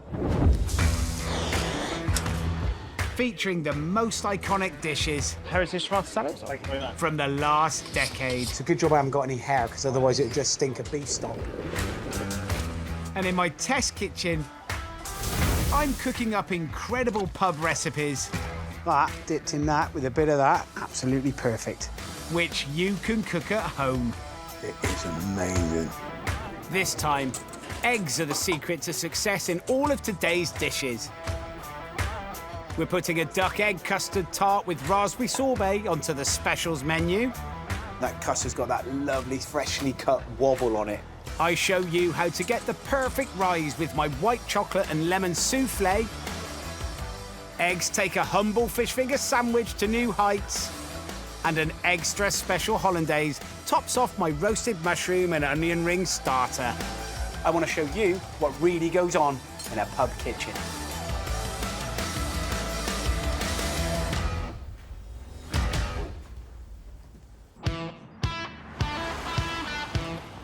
In the pub kitchen, head chef Sarah and sous chef Rich not only take a lead role in all the cooking, Can you spin Gala pie, please? it's also their job to make sure our storerooms and fridges are fully stocked with all the produce we need. Hi guys, it's Rich coming from the coach in Marlow. Can I place an order for tomorrow, please? Can I get 3 1-kilo blocks of grana padano? Can I get 4 boxes of 40 unsalted Arla butter? Can I also get 2 1-kilo blocks of Montgomery cheddar? And that is everything for tomorrow. Thank you guys, bye-bye. Rich, how much butter were you ordering there? So I ordered 4 boxes of 40. It's roughly about 30 kilos of butter. I mean, that's a lot of butter. 30 kilo is a lot of butter, but that does us a week. Then we've also got 1, 2, 3, 4 trays of eggs, but actually the amount of eggs that we get through, I dread to think. About 360 eggs, so 4 boxes of that. So it's quite a lot of eggs, and that'll be through things like tarts, through making hollandaise sauces, through making a lot of pastry work. These are hen's eggs, but we also use duck eggs as well. Duck eggs are deep, rich, beautiful flavour, a little bit bigger than hen's eggs, and they're fantastic. And duck eggs are the key ingredient in today's anniversary special. Our bring back retro dessert that we're going to put on the menu today is a duck egg custard tart with raspberry sorbet. So Rich is on pastry today, and we are making, I say we, Rich is making a recipe for one of those files, proper old school, where it is literally boiled cream, sugar, eggs, mixed together and gently bake. So we pass it through a fine sieve. You end up with a smooth, lovely custard, and then pour it into the tart case. It's been blind baked. Blowtorch in the top to get rid of any air bubbles that have sat there. And then the last thing, freshly grated nutmeg. I mean, I remember as a kid, nutmeg custard tart. Beautiful flavour, and don't be scared of it even. I've seen some amazing feats in my life, like Cirque du Soleil. If Rich gets this custard tart to the oven without spilling any of it, he could fill the Royal Albert Hall and 20,000 people will give him a standing ovation. Cheers, chef. I'll stand out of the way. Good luck, Rich!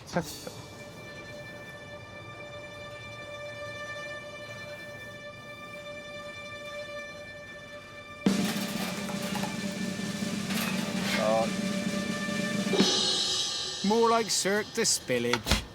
In an hour's time, the custard tart would have set up, and Rich's dying shame of spilling custard all over the tray would have disappeared. We'll see if the tart gets a standing ovation at lunch service. But first, I've got a recipe to show you where eggs take a simple dish to another level. Just pinch the tray of these eggs from out front, and I'm going to use them to make something magical. This is a brilliant dish for the pub or at home. It's my fabulous fish finger sandwich with sauce grabiche. And I'm starting by prepping a loin of cod. Cut it in half, then in half again, and then in half again. So we want 8 portions of fish. 1, 2, 3, 4, 5, 6, 7, 8. Next, I'm gonna pane them, give them a crispy coating. You know the score by now. First, beat a couple of eggs. The paneing process is fish, flour, egg, breadcrumb. You want to keep one dry hand and one as a wet hand. Once all the fish fingers have been paneed, I can make my sauce grabiche. Now, sauce grabiche is like tartar sauce, except it's got grated hard-boiled egg in it. It starts with mayonnaise. Now, this is shop-bought, but really good quality. Rich didn't have any spare out front. Wouldn't allow me to pinch his. Then into that, we want acidity and punch. Cornichons. When you were growing up, Tom, what was your favourite way of having eggs? I wasn't really a fan of eggs, I've got to be honest with you. It wasn't until I got older and then went into kitchens and started cooking with them and realised how versatile, how amazing they are. The way that egg whites create fluff and aeration, and the way that yolks cook and thicken. So getting a better understanding of them has given me a huge appreciation of them. Add the chopped cornichons to the mayo with baby capers, Dijon mustard, creamed horseradish, and white wine vinegar. Give that a good mix, followed by chopped chives and flat leaf parsley. Lastly, to go in, 2 hard-boiled eggs, and I'm just going to grate them. It's going to go in to the rest of our sauce mix. Texturally, flavour-wise, it suddenly becomes very, very different. Finally, season it up with a little pinch of salt and pepper, and then leave that to one side. Have a little clean down. There you go, chef, just go careful. Don't spill the water. Thanks, bub. Time to fry our fish. Now, at the front, we'd use a deep fat fryer, but here, it's just a very simple way for showing you how to do it at home. Heat 4 or 5 centimetres of light olive oil in a pan to 180 degrees. At this point, I'm just going to drop in 4 fish fingers. Remember that oil is very hot. You want to deep fry the fish fingers, not your fingers. So after about 3 or 4 minutes, our fish fingers got some lovely golden colour on them. We just take them from the oil and drain them on a rack. And season them up. Just a little pinch of rock salt with a little bit of grated lemon. Thanks, chef. Then build the sandwich. On a bun base, put a spoonful of grabiche sauce, then some watercress. 2 fish fingers, a bit more sauce and watercress, and then the bun on top. That's it. Our fish finger sandwich in a burger bun. This takes me back to me cooking tea for my brother, my mates coming round and eating fish finger sandwiches. Except this one is most definitely better. Out front, the first guests are arriving.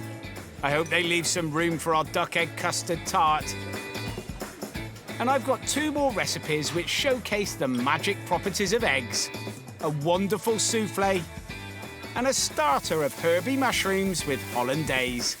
Where eggs are the star of the show, but because of the science, not the flavour.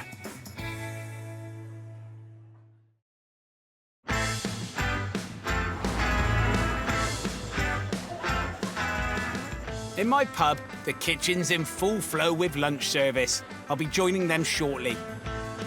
But first, I've got a classic recipe to show you, which even some chefs are wary of.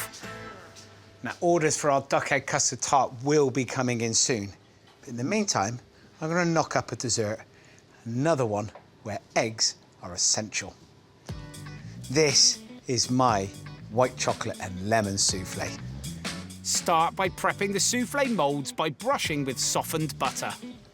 Using the brush strokes going up helps souffle when it comes to rising, because you've just given it kind of like these little bar marky traction for it to rise up. Are we right to be a bit scared of making soufflés? Yep. I mean, I'd love to say, no, soufflés are dead easy, but it's not something that you can just go, oh, I'm going to have a go at that. They're the sort of thing that you need to understand the science of it. But essentially, some cases it will work better than others, but either way, you will end up with a souffle. Coat the insides of the moulds with caster sugar and pop them in the fridge. Once they're in the fridge, setting up, it's time to make the panade, or the base, the layer of flavour that you want the souffle to be. Now, in this case, it's going to be white chocolate and lemon curd. Put milk and double cream onto heat. In a bowl, whisk together egg yolks and sugar. Then add corn flour. When the milk and cream comes up to a simmer, pour onto the egg mix while whisking all the time. And then that mix goes back into the pan. Turn the heat back on, and you start cooking, but do not move away. Keep the whisk going. When you can feel it thickening, take it off the heat, keep whisking. It begins to get this lovely shine on it. Transfer to a bowl and keep whisking while it cools slightly. Then add your flavours. Melted white chocolate and lemon curd, and whisk together. Leave the panade to cool completely while getting on with the really important stage, the egg whites. Now, you could do this by hand if you wanted to, if you had a spare hour and a half and a really big arm. Otherwise, use one of these. Whisk the egg whites to soft peaks, then gradually add caster sugar.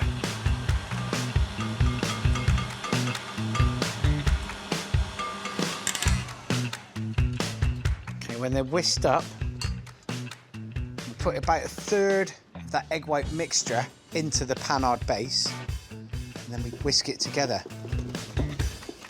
You're knocking air out of that egg white, but that's okay. It just loosens it up before you put the next third in. Fold that in. And this is a bit that a lot of people worry about, but actually it's okay. These egg whites, they've got firm structure to them and that base is fine, so don't be scared. Next, add the remaining egg white and fold it in. And then get your whisk. 3 or 4 little whisks ensure that that souffle batter is completely mixed and held together. Get the moulds out of the fridge. Spoon in the batter. Smooth the top with a palette knife. And clean the edge with your fingers. And these are ready to bake. I'm going to bake one for now. In the oven, 180 fan for 15 minutes. And whilst that souffle is cooking, I'm going to make a lovely little kind of ganache-style sauce to pour into the middle when it comes out. Heat double cream in a pan till simmering. Then pour it over white chocolate chips. Mix together, then add 2 spoons of lemon curd.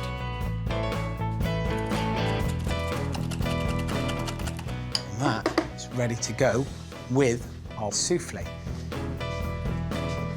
Come look at this. Come here. Look. I'm going to serve it. You ready?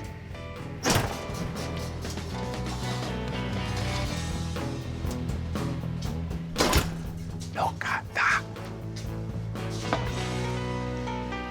Dust in of the icing sugar.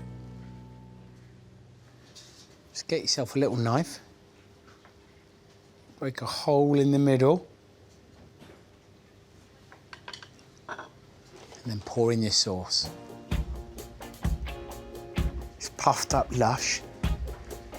This is my white chocolate and lemon curd souffle with white chocolate sauce, and it's delicious. But don't be too scared to do it at home, because it's essentially just whisked up eggs. Follow those instructions, you'll be on to a winner. Out front, Rich is preparing to plate up today's anniversary special, and there's no lasting damage from the earlier mishap. So an order has come in for the duck egg custard tart. Rich gives it a little tap. It's got that boing, boing, and that's exactly what you want. We don't slice it in advance. You do it when it's nice and fresh. Serves it up with a little bit of cream, whipped vanilla-style chantilly, some raspberries macerated in a little bit of like raspberry juice, and then very simply, a lovely little spoonful or rocher of raspberry sorbet helps bring it all together.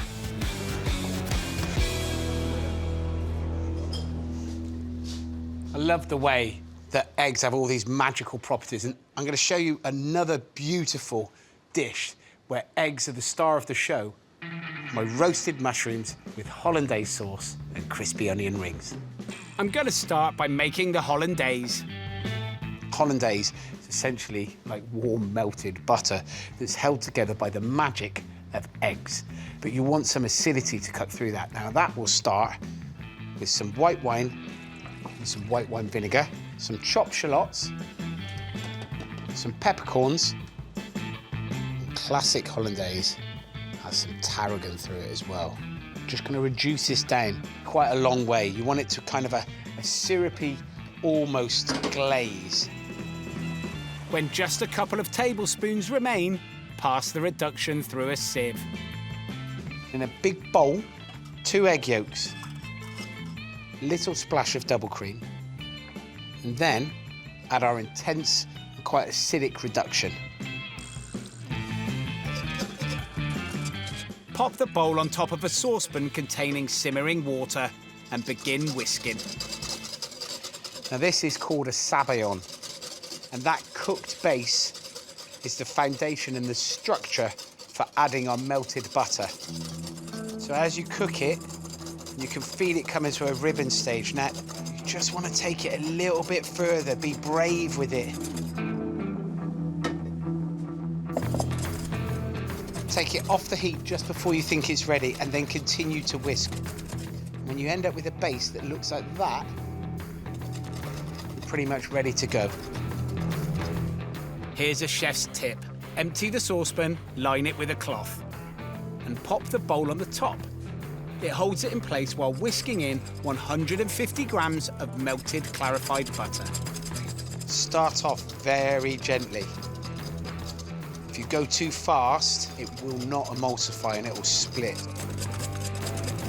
Continue whisking in the melted butter, and if the hollandaise gets too thick, loosen with a little cream. Finally, add lemon juice, seasoning, and a splash of red wine vinegar. Pass through a sieve into a bowl and cover. Keep it somewhere warm. Now the onion rings. Make a batter with flour and an egg. Drop in thick rounds of onion, then cover in breadcrumbs. I remember as a kid, like on special occasions, a rump steak with onion rings, something deep fried and a little bit naughty. Fry in light olive oil till crisp. Drain and sprinkle with salt. Next job, my mushrooms. So these are big, delicious portobello mushrooms, and they're meaty, they taste fantastic, and they bake really, really well. Peel and remove the stalks, drizzle with olive oil, season, and pop into a medium hot oven for 10 to 15 minutes. I am now ready to fry my mushrooms that are going to sit in the top of the portobello mushroom.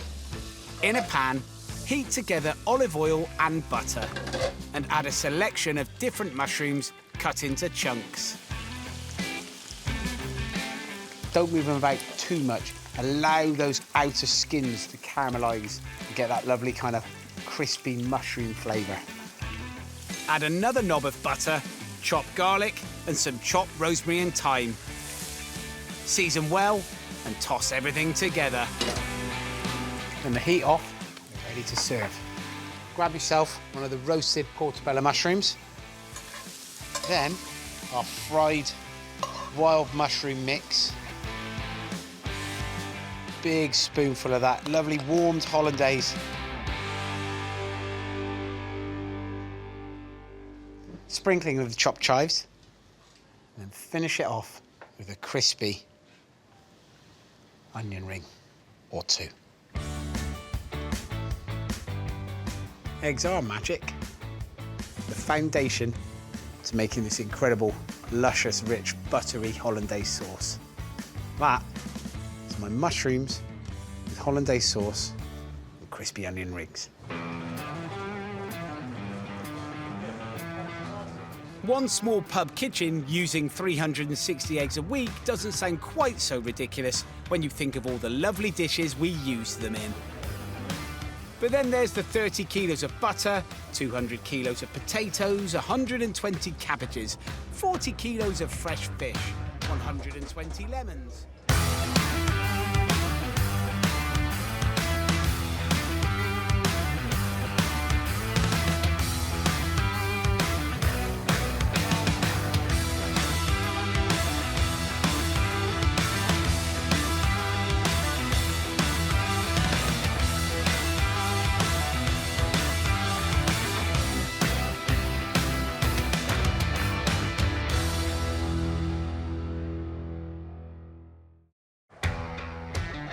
In Marlow, on the banks of the Thames, there's a high street pub.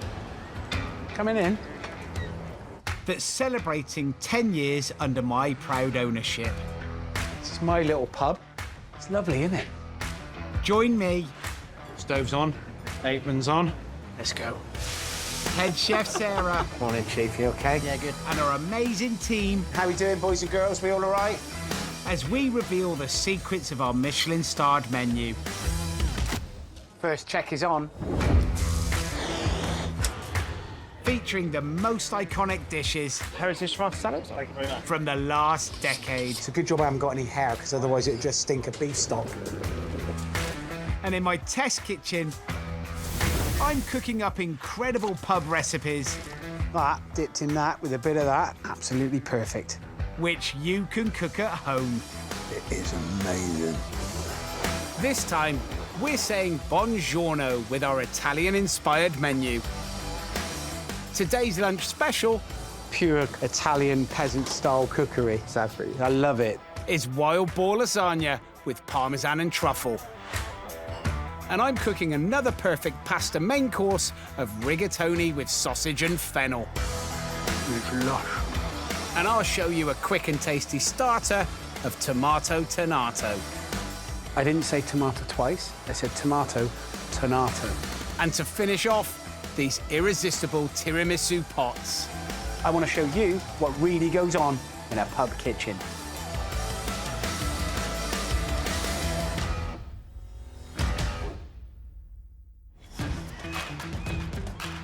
Having all your ingredients prepped in advance is important when you're cooking at home. But with over 20 dishes on the menu, the mise en place here is on a whole other level. And where it's kept is one of our biggest secrets. So much of the work that gets done in the morning is prepped, boxed off, put into little containers and then kept refrigerated in drawers. Some of the stuff that can be at room temperature is out, but then underneath got a load of little secret drawers. For example, the mussel dish, all the bits and bobs and the prep that goes into that, the moule marinière dish, where all of their prep comes out and back, gets hidden away, refrigerated, then into the pots and pans, ready for cooking at lunchtime. Each drawer will be a different dish. It's all about sectioning off, making your life easy. So there's that kind of sense of constant energy. No one's standing around waiting for stuff. And this morning, one of the drawers will contain everything we need to make our lunchtime special. We're bringing back an old favourite to our a la carte menu. It is a wild boar lasagna with parmesan and truffle. And it's a super dish, one of those flavour combinations that we all love, and it's a big seller. So Rich, right now, is rolling the pasta for the lasagna. How are we doing, boss? Yeah, good chef. You okay? All good. We kind of braise and slow cook the wild boar and to create this beautiful, deep, rich ragu. And then we layer it up with fresh pasta and then a light, aerated parmesan kind of bechamel sauce sits on the top, finished with some grated truffle. So talk me through the ragu, Rich. What have we got cooked out in there? So we've got wild boar salami, tomato, celery, some oregano, wild boar haunch, some pork mince, red wine. Deep flavours of slow-cooked Italian peasant-style cookery. Exactly. I love it. I love those super rich flavours, particularly of dishes that have been cooked for ages and ages and ages. So when was this ragu made, Rich? So it would have been like a process of making the ragu this morning, but the haunch would have been cooked overnight last night. So it's, what, an 8-12-hour process from start to finish? No, the longer it cooks, the deeper the flavours. Exactly. So the ragu's ready. You've got the parmesan, lovely kind of like cheesy sauce ready to go. And lastly, the pasta sheets rolled out, cooked to order, and then layered. Yeah. I am looking forward to seeing this one back on the menu, Chef. I'll go and put this back. Try not to eat it on the way. I'm sure that lasagna will be a big hit at lunchtime. But first, I want to show you an amazing starter inspired by the cuisine of northern Italy. Now, I love the simplicity of Italian dishes and the way they celebrate great ingredients. So this is my tomato tonato with olives and capers. I didn't say tomato twice. I said tomato tonato. It's a real thing. It's dressing. It's a little bit like mayonnaise that's made with tuna and anchovies and hard-boiled eggs. First, drop the yolks of 3 hard-boiled eggs into a processor. Add Dijon mustard and tuna. Now, this is really good quality tin tuna. Drain the brine or the oil from it. Next, add chopped garlic and anchovies. In fact, you can add a little bit of that oil as well. It's all about the flavour. Put the lid on and then blend it up. Once it's smooth, add a splash of red wine vinegar, give it another whiz, then with the processor still running, drizzle in extra virgin olive oil till it looks like mayonnaise. Check the seasoning.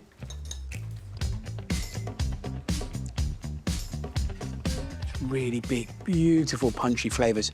And it does need a little pinch of salt, even though it's got those anchovies in it. And a little bit of acidity that's going to come from the juice of a lemon. Spoon the dressing into a bowl. Stir through some chopped flat leaf parsley and leave to one side.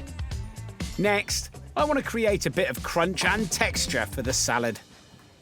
Now that's actually going to come from capers. I'm going to fry them in some oil and they'll puff up and go a little bit like flowers as they open up, but they will go really crispy. Carefully drop the capers into hot oil. And all that fizzing and popping sound, the lovely little pickly vinegar that they've been sat in. Then drain them and season with salt. You still have that amazing caper kind of flavour, but it's drawn all that lovely salty savouriness. And it's left you with texture and crunch. Now we're ready to build. First layer, the tomato dressing. Spoon it onto the plate, kind of give it a smear. Then we're going to build our tomato salad on the top, slowly layering it. Have you ever thought of doing a different job, one that takes up less of your time? There's been periods in my career when I've thought, God, I could do with a break, particularly in the late 90s, early 2000s, when I was really working very, very long hours. But I've been very lucky that this industry is amazing and I love everything to do with it. So, no, I've never, ever wanted to do anything else. Could I get some toast, please?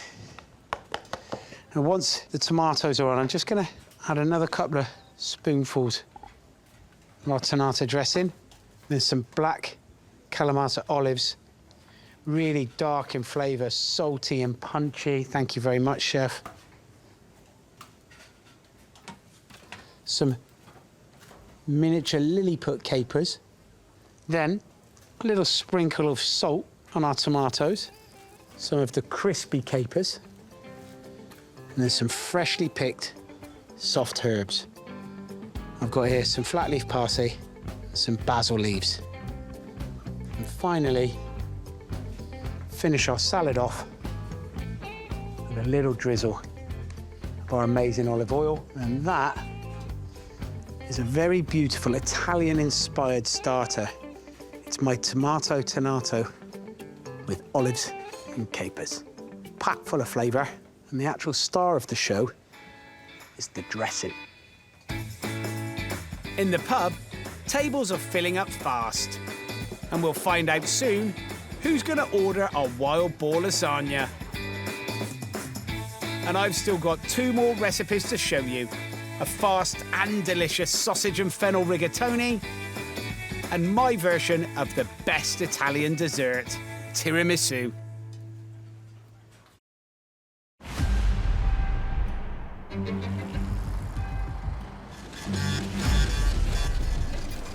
Just behind you. I'm just not going to move. 26. Andy, can I get a scotchy down, please? Yeah. Out back is chaos. We're just waiting for 2 Scotch eggs for 12 and 30. What about one for 7? Could you do a Caesar for me? Yeah, now. Yeah, man. I've got a fair bit on it. Please. Okay, well, 24, get rid of that. Yep. How are the orders going, Sarah? I don't want me to answer that. I'm just going to do this big table with a salad. Right, now, Xavier, you want a Caesar, yeah? I need a Caesar going with this risotto that I'm making. Yeah, 1 mini toast. And we're just waiting on 2 Scotch eggs from Andy. Right, Andy, clean down. I was just in the weeds. Service is a little bit bumpy for the minute. We've got a lot of people coming all at once. And then you've got 2 Scotchy coming, one Andy gives you a Scotchy. Sometimes catches the kitchen or front of house out by surprises. They think they're going to work at one level, and then all of a sudden it's got to click into the next gear, and the next gear, and the next gear. Right, you're going Caesar to 12, mussels risotto to 30. On your left, chef. Sometimes because your chefs are young or inexperienced, this is when Sarah needs to take control. Scotches are there. Scotch eggs. So that's Scotch eggs 30-12, yeah? It's like being on that pirate ship and all of a sudden the storms come in. You gotta manage it. Grab the helm. Got to grab the helm, make it work, without making someone walk the plank, or hopefully not losing someone overboard. Like it's a great big wave, washes them away. Still with the chicory and all that, just no. As head chef, it's Sarah's job to steer the crew to calmer waters, and I can see she's doing that right now. I'll rejoin her and the team in a bit to see the wild boar lasagna plated up. But first, I want to show you another Italian-inspired main course you can cook at home. So I've got a pork and pasta dish that I'm going to do here in the test kitchen. I'm going to show you my rigatoni with sausage and fennel. Skin the sausages and break up the meat before frying. These are Italian fennel and chili sausages with a great aniseed flavour. Because they're slightly different shapes, they'll get texture and crunch and flavour. They're all a little bit gnarly, but that's exactly what you want. Next, for more aniseed flavour, I'm dicing some fresh fennel. Use the top end stalk bit as well. When the sausage meat has got a good colour, add the fennel. Followed by a pinch of salt, chopped garlic, and a splash of white wine. And into that, a tin of chopped tomatoes. Turn the heat down, give them a stir. Leave the sauce bubbling while getting a pan of salted water on for the pasta. Now, the pasta that I'm going to use for this sauce is rigatoni. Now, I quite like this. It's like, think of it as massive macaroni. Those ridges, as it cooks, become bigger, and they just capture and hold the sauce that you're making. Once the water's come up to the boil, stick your pasta in. I'll take around about 8 minutes. Giving me time to finish the sauce. Add a pinch of chili flakes, a splash of single cream, and some chopped rosemary and sage. Can you recall any shifts that you worked in that went catastrophically out of control? I do remember in my early career working somewhere, and it was chaos. I think I was 18, 19 years old, and I just remember the checks coming in on this kind of like electric printer like we have here. Just kept coming through and coming through. I remember witnessing the head chef putting whole joints of beef in the fryer because we'd run out of beef. I remember moving the ticket machine to clean down, thinking that was the worst Sunday lunch service I've ever been in. And then there's still being a load of checks that we'd not even done. And then the chef at the end going, is there any chance you could come back next week? It's like, no. One service was enough for me. Deep frying beef and then not doing half the checks. Wouldn't happen here. When the pasta's cooked, but still with a bite, use a slotted spoon to lift it out of the water and straight into the frying pan. And then fold the pasta into that tomato sauce. To finish it off, this is flat leaf parsley. It's a bit of freshness right at the end. And then it's time to serve.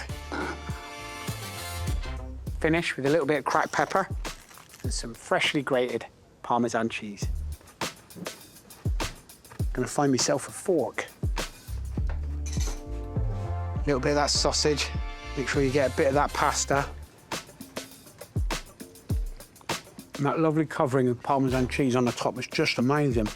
Simple dishes that turn something comforting into something super exciting.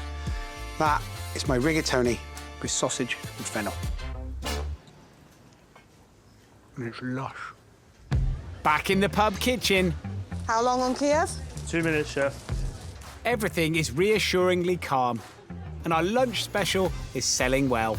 So we've got a check just come on, the wild boar lasagna. So Sarah's going to put that together now. First thing that goes in are our little rolled sheets of pasta that Rich has done, dropped into some gently simmering salted water to cook all the way through. Fresh pasta doesn't take very long at all, and you still want it to have a little bit of bite to it, texture. And Sarah will lift them out, give them a little drizzle with a bit of olive oil, And then it's just a case of building her lasagna up. So that's the bowl for our lasagna. So 2 or 3 large spoonfuls of that ragu in the bottom. I mean, doesn't that sound like the best bolognese sauce ever? Sarah then layers up pasta squares with more ragu. Last thing that goes on is that aerated cheese sauce. Now we look for crunch and texture. So we got roasted baked Parmesan crumb, some crispy onions, finished. Very lightly. Why did you nudge her? Because you're putting too much on there. Do you not know how much truffle is? Very lightly, with a hint of truffle that comes through.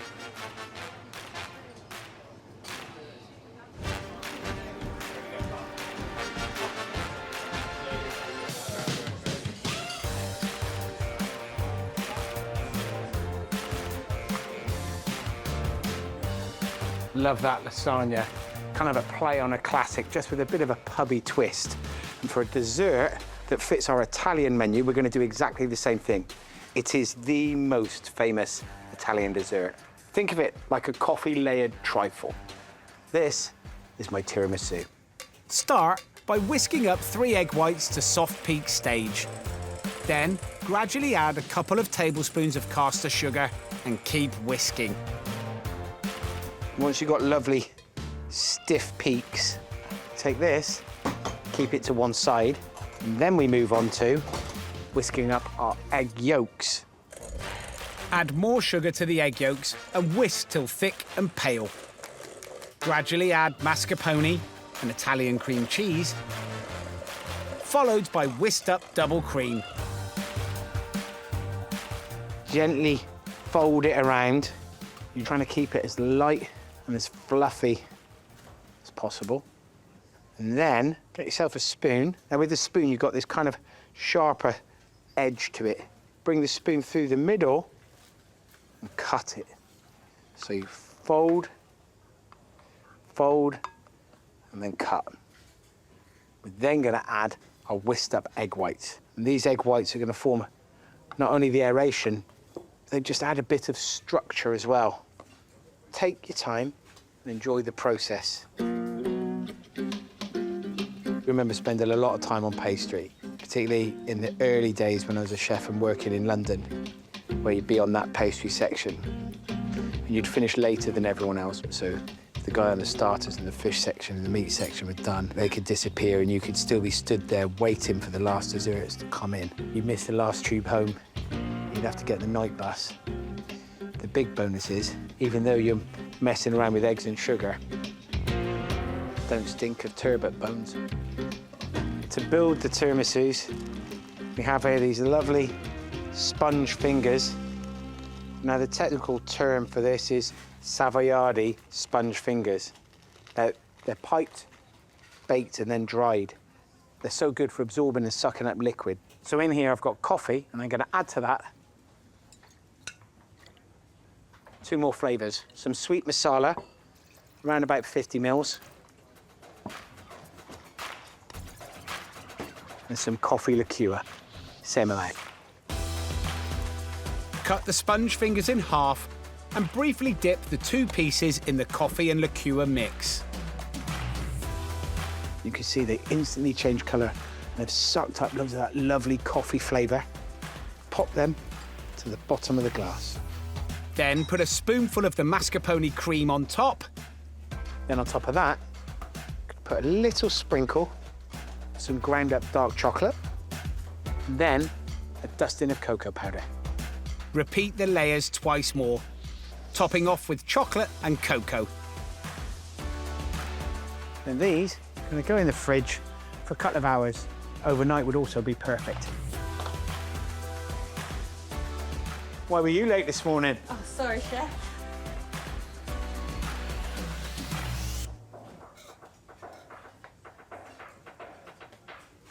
Look at those 6 little amazing glasses set up in the fridge. Been in there for a couple of hours. And that light, fluffy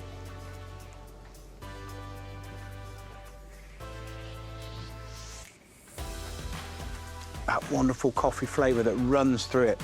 It does feel like a super treat.